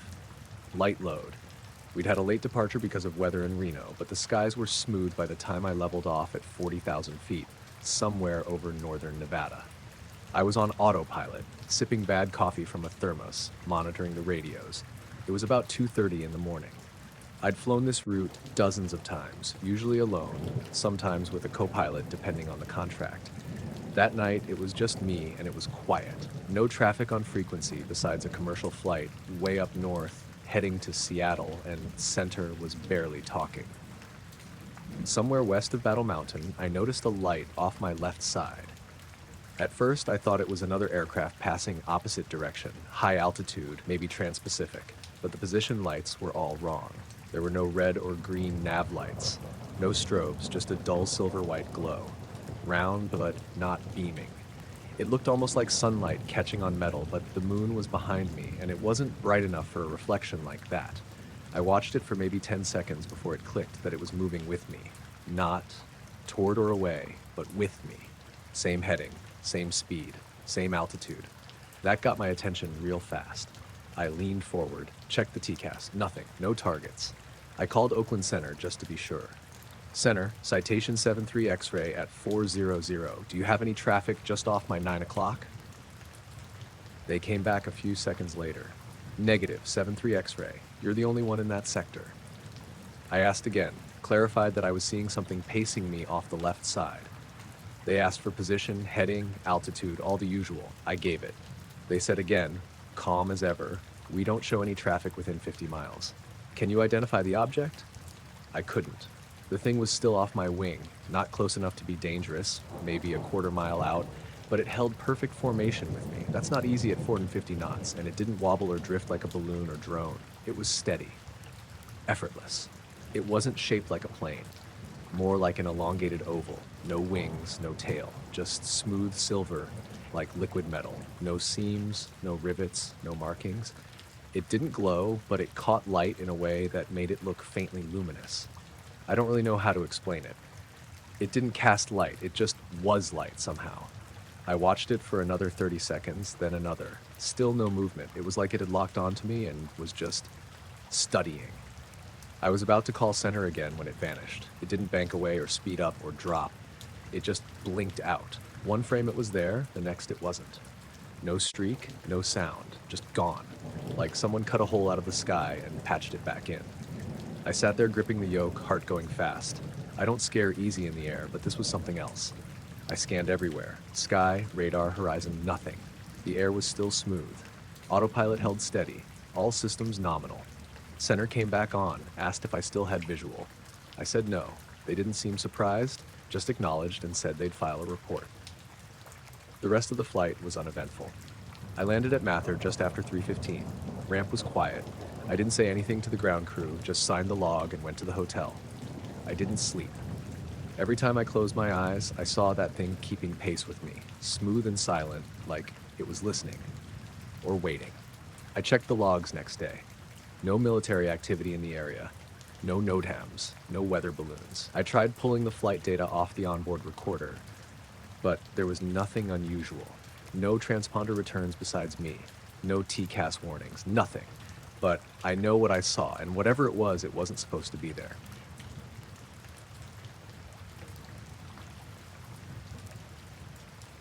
It started sometime in March. I wasn't sleeping well to begin with. Stress, work, whatever. I'd go to bed around 10, then just lie there for hours. And when I did fall asleep, it was always the same dream. I was floating, not flying, not falling, just suspended like my body wasn't mine. I couldn't move, couldn't turn my head or wiggle my fingers. I was face up, weightless, like I was underwater, but there was no pressure, no sound, just this sterile, bright space that seemed to stretch out in every direction. The ceiling, if you could call it that, looked like glowing panels, almost like a hospital, but too clean, too symmetrical. Every time I felt like I was being looked at, I couldn't see anyone, but I knew there were things near me. Sometimes I'd catch shadows in the edge of my vision, tall shapes, unmoving. They never touched me, but I always woke up with this electric tension in my jaw, like I'd been clenching all night. I live in a duplex outside of Boise. Suburban edge of town, quiet street. I'm on the left side and my neighbor Glenn lives on the right. We mostly just say hi when bringing the garbage out. I only mention him because of what happened later. The dreams went on every night for almost 2 weeks. I didn't tell anyone. Not because I was scared, just because it sounded ridiculous. I figured maybe it was sleep paralysis or some new kind of insomnia. But I started noticing other things. Lights flickering, always in the hallway. The bulb in the ceiling fixture would dim for a second, just barely, like a power dip, but it never happened during the day. Only at night. Only after the dream. And there were these little scratches near the baseboards in my bedroom. Not like animal scratches, I don't have pets, but faint, evenly spaced marks, running parallel along the wall, maybe 6 inches from the floor. I tried cleaning them off with a Mr. Clean pad, but they didn't go away. Then there was the noise. I'd wake up sometime between 2 and 3 a.m., lying on my side, and hear this low hum. Not outside. Not from the heater or fridge. It was like it was in the air. You could almost feel it more than hear it. Not loud, but constant, like a tuning fork pressed to bone. It made my teeth feel weird. One night I woke up and realized I was lying perfectly flat. Arms at my sides, palms down. That's not how I sleep. I always curl up or flip to my stomach. But this time I was just laid out like a plank, eyes wide open, the ceiling light bulb flickering slightly. That hum was louder than usual, almost vibrating the pillow. I sat up fast, heart pounding. The noise stopped, the light stabilized. I didn't go back to sleep. A couple mornings later, I was outside watering the small planter by the driveway, and Glenn came out to grab his paper. He looked like hell, pale, sweaty, dark rings under his eyes. "Rough night?" I asked. He paused, then kind of laughed, but not in a funny way. "You ever have, like, really vivid dreams?" he said. That made my stomach twist. I asked what he meant. "Floating," he said, "every night for the past couple weeks. Bright white room. Can't move. Just floating. Something's always there, but I can't see it. I don't know how to explain it. I keep waking up feeling wrong." I didn't say anything. I must have just stared at him too long, because then he shook his head and said, "Forget it," and turned to go back inside. I followed him, put my hand on his shoulder, told him I'd had the exact same dream. He froze, then sat down on the steps and started crying, like full-on sobbing. I didn't know what to do, just sat beside him and waited. Eventually, he said, "I thought I was losing my mind." He told me about the hum, the static in the walls, the way his clocks kept blinking like the power had gone out, except they were on separate circuits. He'd woken up in the backyard once, barefoot, no coat, freezing. Had no idea how he got there. That night we made a plan. Nothing dramatic, just decided we'd both try to stay awake, see if anything happened.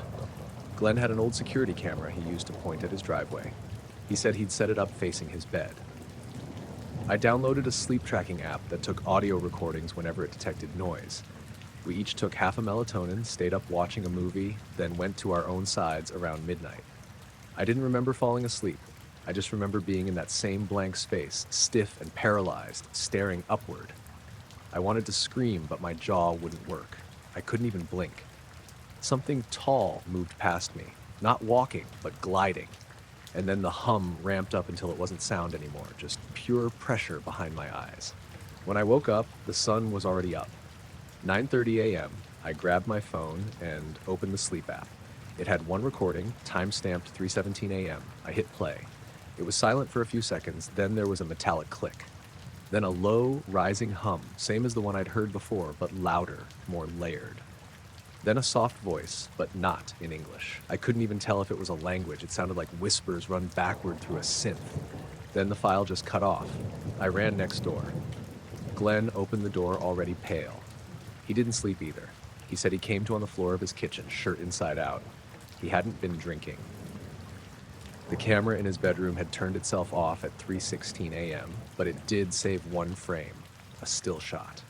It was mostly dark, just grain from the infrared sensor. But you could see his bed, empty.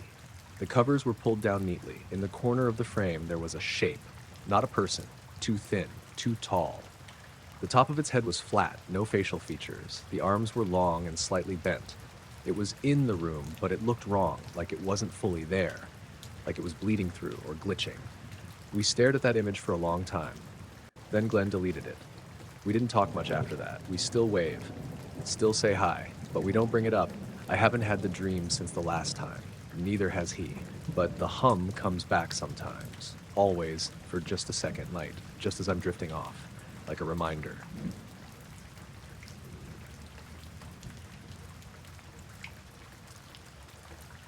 My wife, Becca, and I have a little cabin in northern Minnesota. Not full-time, it's just a place we go on weekends when we can. It's out past two harbors, tucked into the woods off a dirt road that barely shows up on GPS. My dad and I built it when I was 20, mostly as a hunting shack, but we fixed it up over the years, insulated it, added solar, got a little well pump going, real basic, but cozy. We don't get cell service out there. That's part of the appeal. This happened last September. It was one of the last weekends before the weather turned. Leaves were already changing, cold at night but warm during the day. We drove up Friday after work, arrived a little after dark. I got the fire going while Becca unpacked groceries. Same routine as always. That night, we were sitting out on the porch, just listening. The woods up there get quiet in a way you don't get near town.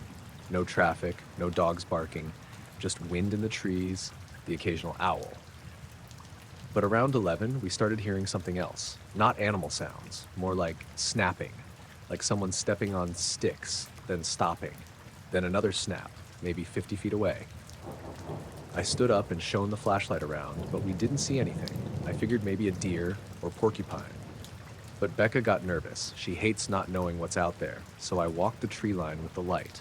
Didn't find anything, but the feeling stuck with us, like something was watching. The next morning, we found our trail cam in the dirt. We'd set it up a few weeks before to see what kind of wildlife came through. It was one of those motion-triggered ones, strapped to a birch about 15 feet from the cabin. It hadn't fallen, the strap had been unbuckled, like someone had taken it off on purpose and just dropped it. I figured it was a bear. They're curious. Maybe it pawed at the latch. But there were no scratches, no mud, no teeth marks. The camera wasn't even dirty. We brought it inside, turned it on, battery was fine, storage card was full, so I plugged it into my laptop. There were 86 clips from that night. The first few were what you'd expect. Trees moving, a rabbit hopping by, nothing weird. But then at 11:13 p.m., the screen went black. Not like darkness, more like corrupted video. Static bars, weird pixelation, total nonsense. That lasted through clip after clip. Nearly 2 hours of unreadable footage. Except for one. It was maybe 30 seconds long. Time-stamped 12:42 a.m. It looked like it was shot inside the cabin. It was our bed. I recognized the flannel sheets, the old headboard. Becca and I were both asleep. The angle was low from the foot of the bed, like the camera had been placed on the floor. We weren't moving, just breathing slow like we were out cold. And behind the camera, barely visible at the top edge of the frame, there was something standing, just a sliver of it. Not the whole shape. You could see what looked like ears curled around the top of the camera, long and pale. They weren't human. The joints bent wrong. There were too many of them. I scrubbed the timeline back and forth. No sound, no movement. Just that one still frame, like the video froze. Then the file ended. I didn't show Becca right away. I closed the laptop, made up some excuse about the footage being corrupted. But she could tell something was wrong. That afternoon, she found the file and watched it herself. I heard her in the bedroom. She didn't scream or anything, just went totally silent. When I came in, she was already packing. We left within the hour. Didn't even lock up. Just drove back to Duluth and stayed at her sister's place. For a few days, we didn't talk about it. Neither of us wanted to bring it up. But then the dreams started. I'd wake up with this buzzing in my head, like low static. Couldn't remember what I'd been dreaming, just felt like I hadn't slept. Once I woke up standing in the hallway, still holding my pillow. Another time I had mud on my feet. No idea how it got there. Becca had it worse. She started getting nosebleeds at night, always between 2 and 3 a.m. She'd wake up dizzy, arms numb.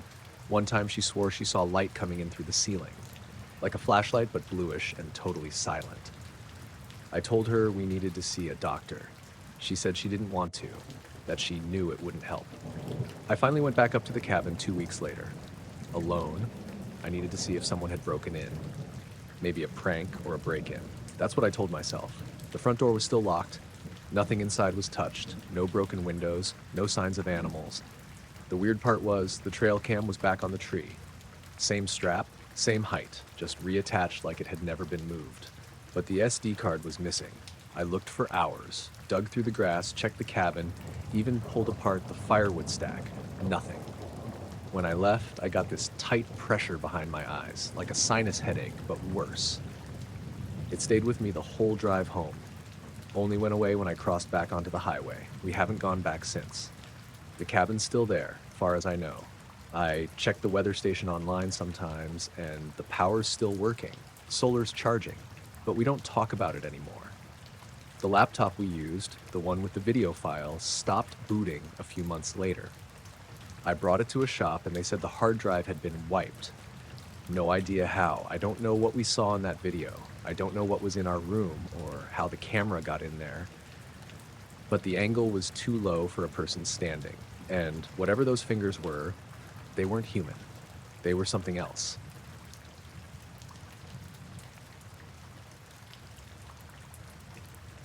I was out behind the house around midnight, same as most clear nights that year. I'd gotten into amateur astronomy pretty heavy after I moved out to Green Springs. Not much to do out there besides stargaze and fix things that shouldn't be broken yet. The skies were some of the darkest in the state. No light pollution, just endless stars. It's the one thing I liked about that place. I'd set up the Dobsonian on the back deck, pointed south. I was doing some casual observation, nothing too technical, just scanning Cygnus for double stars, messing around. I remember it was one of those rare nights where the air was perfectly still, no wind at all. Even the pine trees on the ridge line weren't moving. The crickets had gone quiet, which I only noticed later. I was leaning over the scope with my red flashlight clipped to my hoodie when I noticed something was off. Not in the eyepiece, just with the stars themselves. A patch of sky near Deneb looked wrong. At first I thought maybe there was a low cloud or some high altitude haze, but the weather had been bone dry all week. The stars in that area weren't dim, they were just gone, like someone had taken an eraser to that part of the sky. It wasn't shaped like a cloud either, it was too clean. A long, horizontal oval, blacker than black. Not shimmering or glowing, just solid, like a cutout. It was moving slow, left to right across the sky. I remember blinking a few times to make sure it wasn't my vision. It moved silently, steady as anything. No lights, no trail, just this shape blotting out the densest part of the Milky Way like it didn't belong there. I stepped away from the scope and stood at the edge of the deck to get a better view with the naked eye. Whatever it was, it didn't reflect anything, not starlight, not ambient light from the horizon. It was like looking at a hole in space. I watched it for maybe 30 seconds before I realized I was holding my breath. It felt wrong, somehow. Not scary, exactly. More like a pressure in my chest, like my body wanted to freeze up even though nothing was happening. Then the shape paused. Mid-glide, it just stopped. That's when I noticed how quiet everything was. No insects, no rustling, no distant barking from the houses down the slope. Just this blanket of silence and the weird hum in my ears, like I'd stood up too fast. The blackout shape hovered there for another 10 seconds or so, then shifted. Not forward, down. The way it moved wasn't right. It didn't descend like a plane or a balloon. It just repositioned, instantly, but not abruptly. Like the space it was in changed, not the object itself. That's the only way I can describe it. It stayed low for maybe 5 more seconds, then started gliding again, but this time toward me, slowly, still silent. No wind, no displacement. I remember backing up until I was standing inside the doorframe of the kitchen, still staring at it through the screen. I could see it moving above the ridge, blotting out more stars as it passed. Big. Maybe football field size, but it was hard to tell with no lights or structure to go by. Just a moving shadow. Maisie, my neighbor's dog, started barking 2 houses over. Then she went quiet mid-bark. Not like she stopped, like something cut her off. The power went out a few seconds after that. I heard the fridge click off behind me and the porch light died. I was in complete darkness except for the stars. I remember stepping out again slowly, eyes adjusted now, and the thing was right above me. No lights, no detail, just a void blotting out half the sky. It wasn't directly overhead, off to the right, maybe 100 feet up, lower than any plane had business being. Still no sound, still no wind. I stood there, frozen, for what felt like a full minute. Then it moved again. Same weird way. Not flying, just changing position. It shifted back toward the ridge and rose higher, gaining altitude in a straight vertical line, like it was done. I watched it until it disappeared into the stars again, just blended back into the sky like it had never been there. A few seconds later, the porch light flicked back on. The fridge hummed. Crickets started chirping again, all at once. I stood there another few minutes, then locked everything up and went to bed without brushing my teeth. Next morning, I checked the local weather logs to see if maybe a weird cloud formation could explain it. Nothing.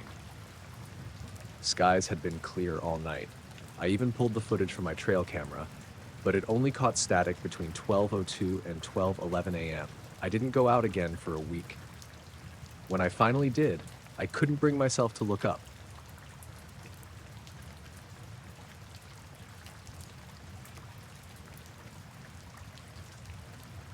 Pulled off I-90 just past Missoula, eastbound. It was one of those unmarked gravel pullouts with a view of nothing but pine and sky. July, mid-afternoon, temperature hovering around 97. My logbook was full for the day, and my eyes had been doing that flutter close thing for the last 30 miles, so I parked the rig, killed the engine, and climbed into the sleeper to grab 30 minutes. I remember checking my watch before laying down, 2:41 p.m. Set an alarm for 3:10. I always set it 29 minutes exactly. Keeps me from falling too deep, too fast. I've done this routine 100 times. Felt like I closed my eyes for maybe 5 seconds. Then I opened them and everything was weirdly quiet. The truck was cold. Not just cooler than before. Cold. I hadn't turned on the AC. The cab lights were off. My phone was black.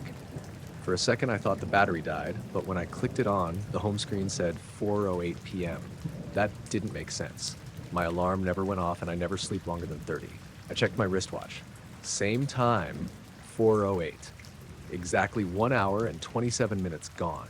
Still half asleep, I thought maybe I'd made a mistake. Maybe I forgot to set the alarm or dismissed it in my sleep. But I sat there staring at my phone like it owed me an explanation.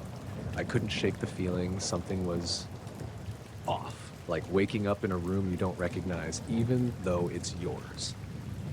Then I noticed the smell. Not bad exactly. Not like smoke or gas, just this sharp metallic tang in the air like the inside of a brand new radiator. And the cab lights still wouldn't come on. I tried the overhead and the dome, nothing. Battery indicator was fine. Engine turned over normally. I got out to stretch my legs, thinking I must have been more exhausted than I realized. The sun was lower than I expected. Sky, that kind of orange-pink you only get in Montana. I walked around the rig once, just to be sure everything looked right. Trailer doors still locked, tires fine, no signs of anything tampered with, but I kept feeling watched. I know how that sounds, but you spend enough time on the road, alone, in middle of nowhere spots. You learn to trust your gut, that tight feeling at the back of your neck, that pause before turning your back to the trees. I scanned the tree line, maybe 30 yards back from the gravel shoulder.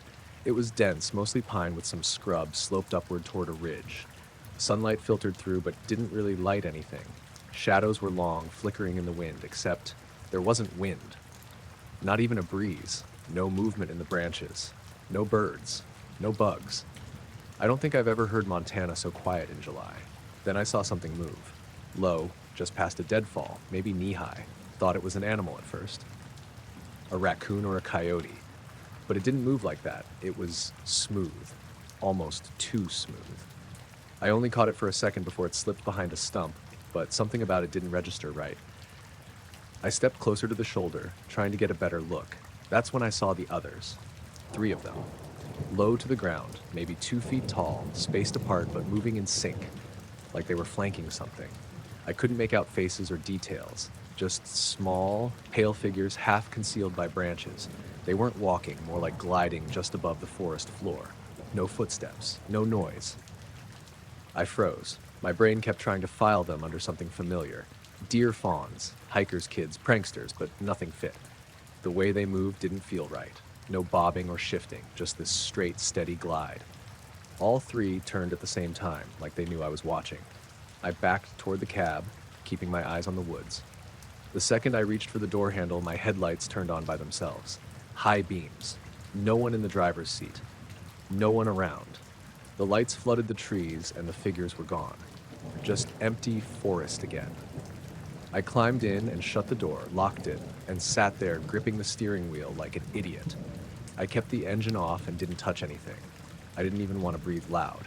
I don't scare easy, but I wasn't about to go wandering into the woods to prove I'd imagined it. After maybe 5 minutes, I got the nerve to start the engine. Everything lit up normally.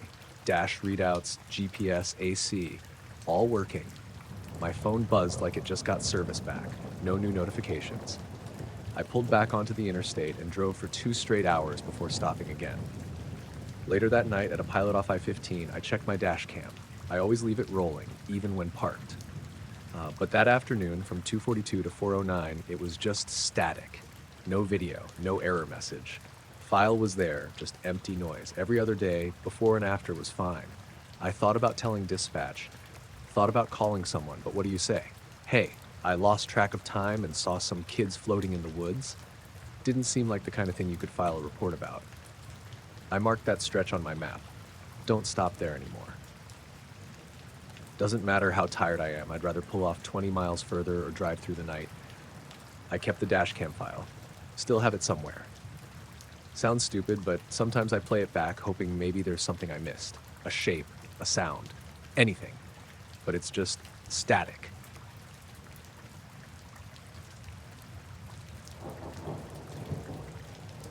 I was stationed at a small radar facility outside Minot, North Dakota back in 2006. Not the main Air Force base. This was one of those satellite installations nobody really talks about. Just 3 concrete buildings, a perimeter fence, and a bunch of radio towers pointing every direction. Most nights were dead quiet. Snow half the year, wind the rest.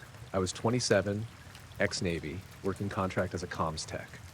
The kind of job where you sit in a chair for 12 hours and maybe get up twice, just monitoring systems, checking logs, keeping everything running.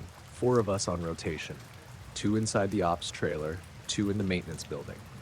Nights were usually just me and a guy named Cole Varga. He was older, Army background, I think, quiet type. Never talked about himself unless you asked directly. The first time it happened, I didn't even notice. It was late January, around 2 a.m., and we were midway through a blizzard warning. Visibility was crap. I was logging routine static bursts on one of the long-range bands when Cole came in from his smoke break looking weird. He stood by the door, brushing snow off his jacket, and said, "You feel that?" I said, "Feel what?" He looked out the window, then glanced at the wall clock. "Never mind," he said. "Happens sometimes, usually Wednesdays." I thought he was just messing with me. Guys get bored, say weird stuff. But the next week, same shift, same time, he asked again, "You hear anything?" I said no, just the wind. He shook his head. Shouldn't even be that. He told me without looking up from his screen that every Wednesday at 2:13 a.m., the sky above the site went quiet. That was the word he used. Not dark, not empty, quiet. Like the whole thing, stars, clouds, satellites, got turned off for a few seconds. Said it started after some equipment was swapped out in late 2004. New tower, new dish. No explanation. I asked what he meant by quiet, and he said, "You'll know it when it happens." Third week, I stepped outside to check the tower lights like I was supposed to. It was cold enough to freeze the hair inside your nose, so I didn't linger. But just as I turned back toward the door, I realized the wind had stopped. Like, completely. I looked up, the stars were gone. All of them, no clouds, no haze, just black. It wasn't overcast, it was like someone put a lid over the sky. I held my breath, listening. No hum from the towers, no rustle from the snow-covered grass. Even the power lines weren't buzzing. Just this crushing silence, like being deep underwater. It lasted maybe 5 or 6 seconds. Then everything came back. Wind hit my face, antennas whined. A few stars reappeared. I went back inside. Cole didn't say anything at first. Then he looked up from his coffee and said, "See what I mean?" I didn't know what to say. I told him maybe it was cloud cover. He laughed once and said, "Clouds don't kill EM bleed. Not like that." The next few weeks, I started checking the time. I'd go outside around 2:10 every Wednesday just to see, and it happened. Not always the same, but close enough. Once, all the exterior lights dimmed like a brownout, but only for a few seconds.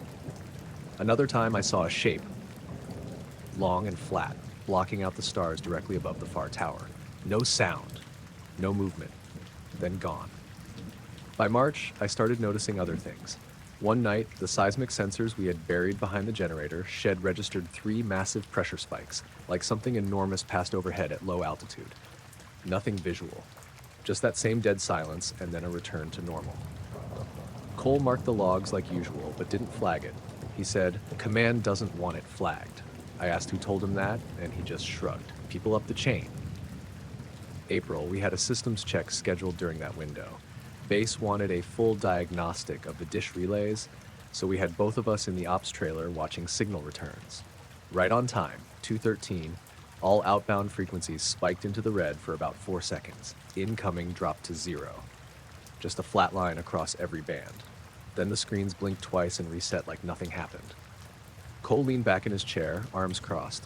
"That's new," he said. That same night, the backup clocks jumped forward by 3 minutes. Main clock stayed the same. GPS sync showed no error. But I watched the digital readouts change. Not slowly, not a glitch. Just straight from 2:14 to 2:17. We had to recalibrate them manually. Cole logged it, but again, no flags. The weirdest part came in late May. It was still cold, snow melting off in patches, and I'd gotten in the habit of bringing a camera out during those early morning checks. Just a basic DSLR with night mode. That night, I set it on a tripod near the eastern fence. Pointing straight up, I triggered a 10-second exposure at exactly 2:12:50 a.m. After the silence passed, I went back to check the shot. Looked normal at first. Then I zoomed in. There was something faint near the center.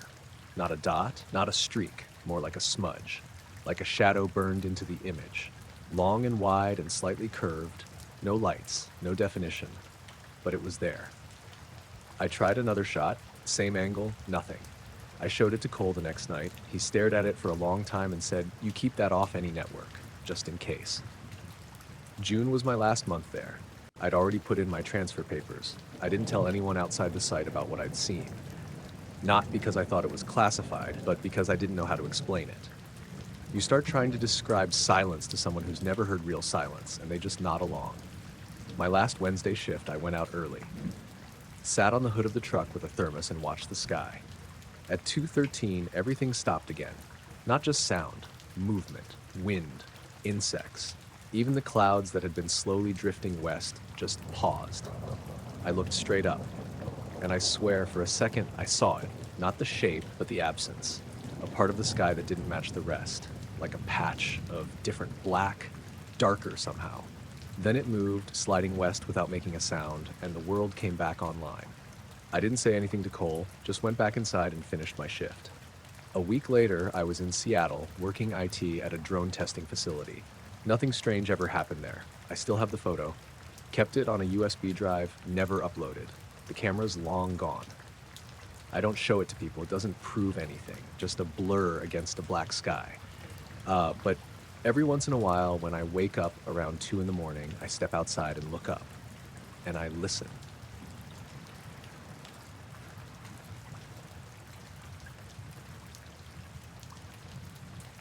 It started around 10:30 at night, maybe closer to 11.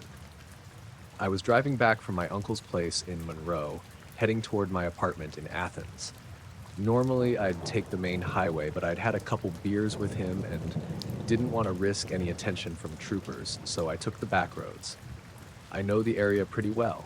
A lot of old farm roads, long stretches between intersections, not many streetlights. The road I was on, County Road 217, winds through some pretty empty country. Old chicken farms, some abandoned houses, maybe a trailer or two tucked back in the trees. No shoulder to speak of and just barely 2 lanes wide.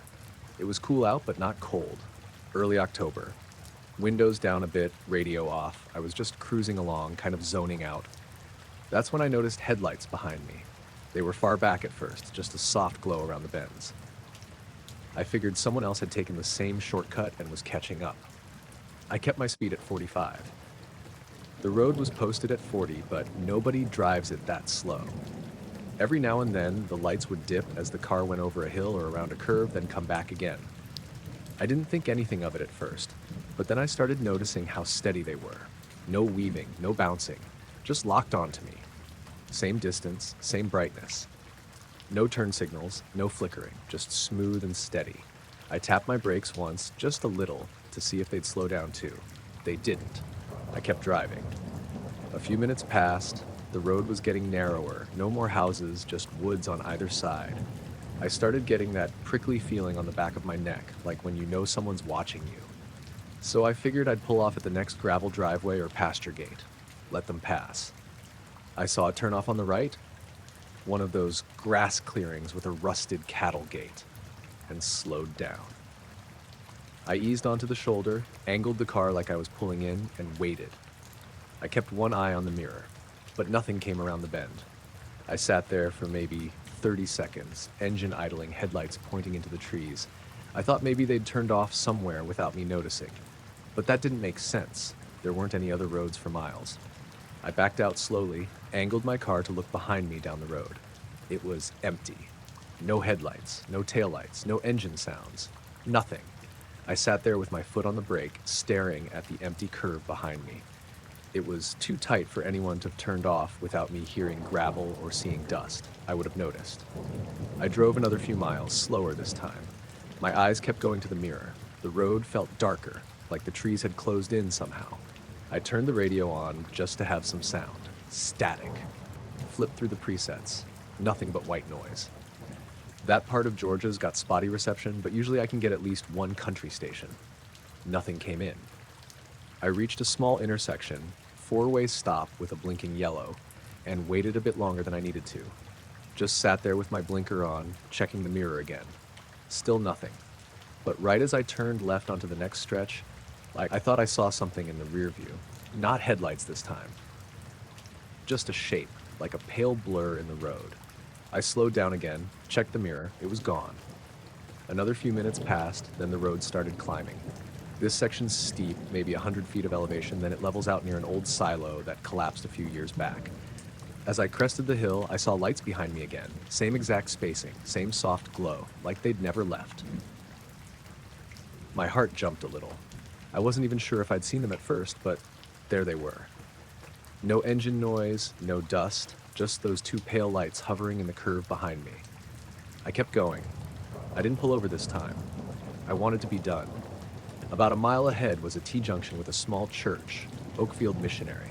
I figured I'd turn in, get out, see if they kept going.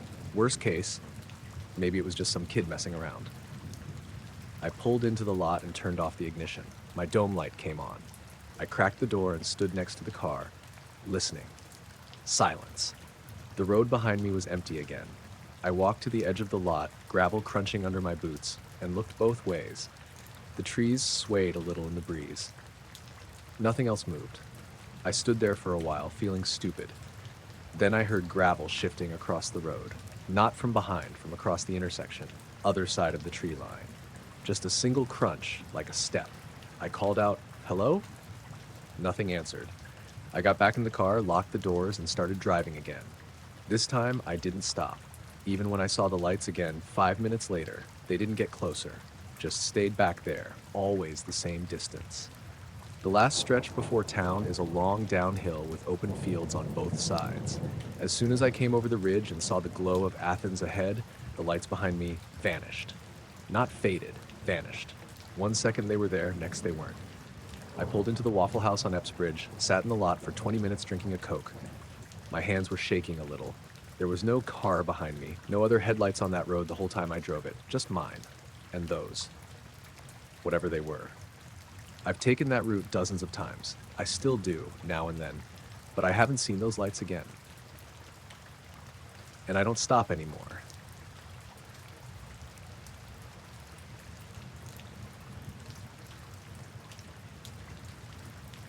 I was assigned to the Lordsburg station out in New Mexico, which covers a stretch of the high desert west of Las Cruces. That was back in 2016. Most of our shifts were long and quiet, just miles of sand and scrub with the occasional group coming through or a busted truck we had to check out. My name's Ramon Diaz. I'd been on the job about 6 years at that point. I worked mostly nights, running surveillance from the mobile towers or monitoring the FLIR feeds back at base. Nothing fancy. A couple pan-tilt zoom cameras mounted on extendable masts, tied to thermal and IR. We'd park them on ridges and let them scan the desert in wide arcs. This happened mid-July, around 2 a.m. It was one of those nights where the heat never really dropped. High 80s even after midnight. No breeze, just the kind of dry air that sticks in your throat. I was out with my partner, Alex Trujillo. We were manning one of the forward towers up near Animas. Pretty flat land out there, broken up by low ridges and arroyos. Nothing but creosote and hard-packed sand as far as you could see. We'd set the tower up around dusk and parked the truck in a cut just below it. Most of the night was uneventful. A few jackrabbits, a small group trying to move northeast. We called it in. A team picked them up easy. After that, it went dead quiet again. Around 2:10, I was watching the IR feed while Alex was in the truck catching some rest. The camera was scanning east low on the horizon, just tracing the slope of a shallow wash. Then it pinged something, a heat source, coming up slow out of the dark. I figured coyote at first, or maybe a mule deer, but it wasn't right. Whatever it was standing, upright, walking, and it was hot. Not body temp warm, but white hot on the feed, like it had just come out of an oven. At first, it was just a shimmer in the distance, hard to make out. But as it moved closer, maybe 200 yards from the lens, the shape became clearer. 2 arms, 2 legs, head forward. Human-shaped, no question, but off. The proportions were wrong, legs too long, arms hanging low, and it didn't move like a person. No sway, no bounce, just smooth. I tried to lock the camera, but the auto track froze. Screen flickered for a second. When it came back, it was closer, way closer. It had covered 100 yards in what couldn't have been more than 2 seconds. I backed out of the zoom thinking the system was glitching. I checked our secondary feed, the wide angle. Nothing there. The regular night vision cam wasn't picking it up, only IR. I radioed Alex to get up. I said, "You need to come look at this." He didn't answer right away, so I ran back to the truck, maybe 30 feet from the base of the tower. He was sitting up, rubbing his face. I told him something was out there, someone or something walking in fast from the South Wash. He followed me to the monitor, but by the time we got back, it was gone. Just gone. We rewound the feed. There it was.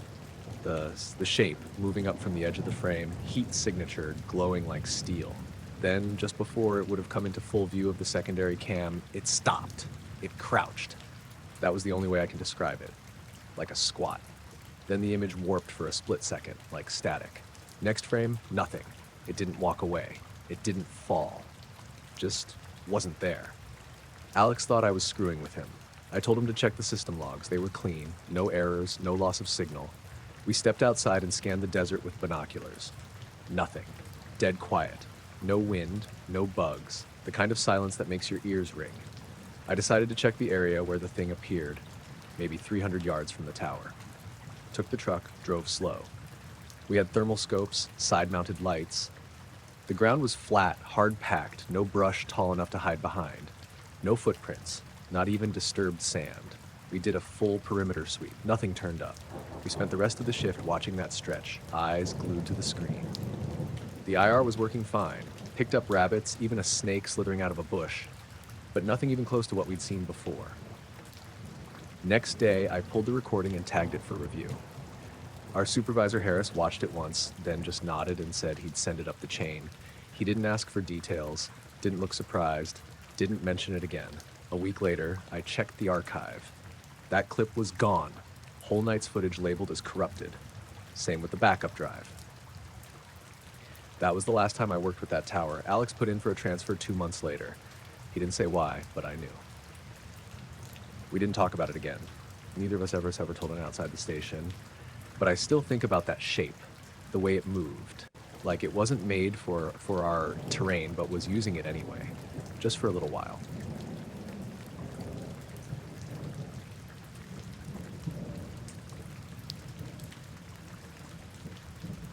We were camping up near the Tarryall Mountains in Colorado. Me, Sean, Greg, and Chris. All 4 of us had taken Friday off work and drove up early to claim a good spot. It was late September, right after the leaves started turning, but before it got cold enough to snow. We parked a little ways off a dirt road that runs through Pike National Forest, hiked in maybe half a mile, and set up camp near a shallow ridge overlooking a valley. It wasn't a campground or anything official, just a clearing we'd found years back that we kept coming back to. No cell signal, no people. Just wind in the trees and the sound of your own boots. By the time we got the tents up and a fire going, it was already dark. We made dinner, passed around a bottle of bourbon, told the usual stories. Sean brought his Bluetooth speaker and was playing old Wilco stuff at low volume. We all turned in around midnight. Clear sky, cold air. You could see every star. I woke up around 3:30. I know the time because I checked my watch. I had to piss and my sleeping bag was too hot. The fire was just embers by then, and everything was quiet. No wind, no bugs. Just that kind of mountain stillness that feels a little too perfect when you notice it. I stepped out of the tent and walked a little uphill, past where we'd stacked the bear bags, to a flat rock we always used as a lookout. You could see the whole ridge to the west from there, and parts of the forest sloping down into the valley. It was colder than I expected. My breath came out heavy. That's when I noticed the light. It wasn't moving, just hovering above the ridge, maybe a quarter mile away, right above the tree line. Soft white, but not like a spotlight or a plane. It was more uniform, a kind of round glow, almost like a sphere, but not perfectly shaped. No beam, no flicker, just hanging there, completely still.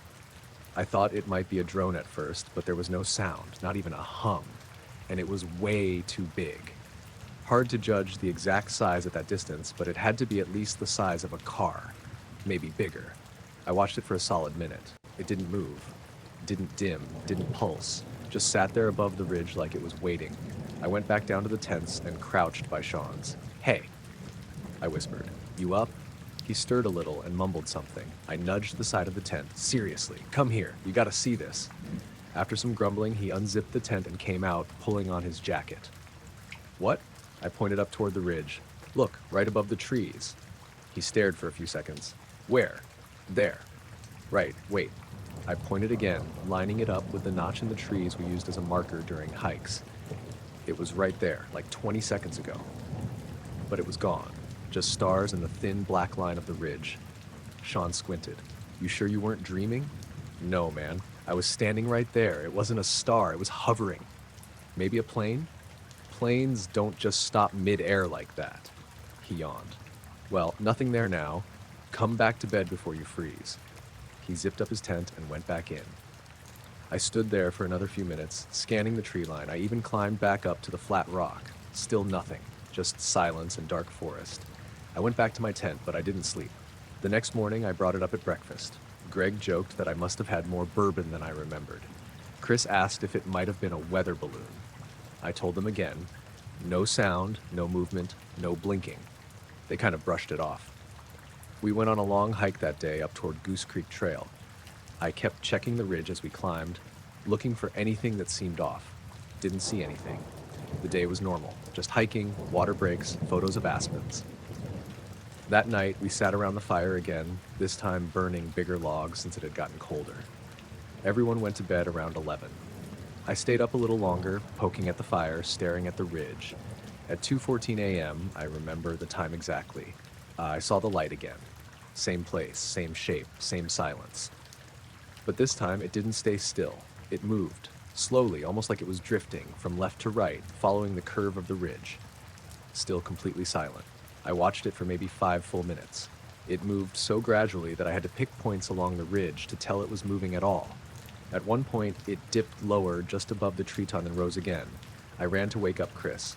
He came out, annoyed. I dragged him up to the flat rock. Pointed. "There, it's moving right above those pines." He stared hard. "I don't see anything," he said. "It's right. How do you not see that? It's just stars, man. You're freaking yourself out." I swear the thing was right there, maybe 200 or 300 feet above the ridge. Clear as anything. But Chris just shook his head and went back down to his tent. As soon as he was gone, the lights stopped moving. It hovered for maybe 10 more seconds. Then, and this is hard to explain, it just dimmed. Like a slow fade. Not like it flew away. More like it was turning itself off. I didn't sleep the rest of the night. I didn't see it again after that. Not on the last night. Not on the hike out. But something weird happened when I got home. I had taken a bunch of photos during the trip. Shots of the camp, the trees, the trail. I had my phone out a lot, especially during that second night when I was trying to zoom in on the ridge to catch the light.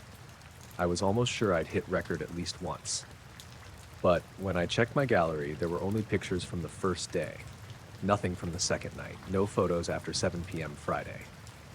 No videos at all. I thought maybe I hadn't hit record or I'd just forgotten. But later that week, Sean sent around a bunch of group photos, and one of them showed me standing at the campfire that second night, holding my phone up, facing the ridge. Like I was filming something. I never found those files. I even plugged the phone into my laptop and checked hidden folders. Nothing. The others don't talk about it anymore. They just act like I had some weird dream. But I know what I saw. It was there, and they were standing right next to me,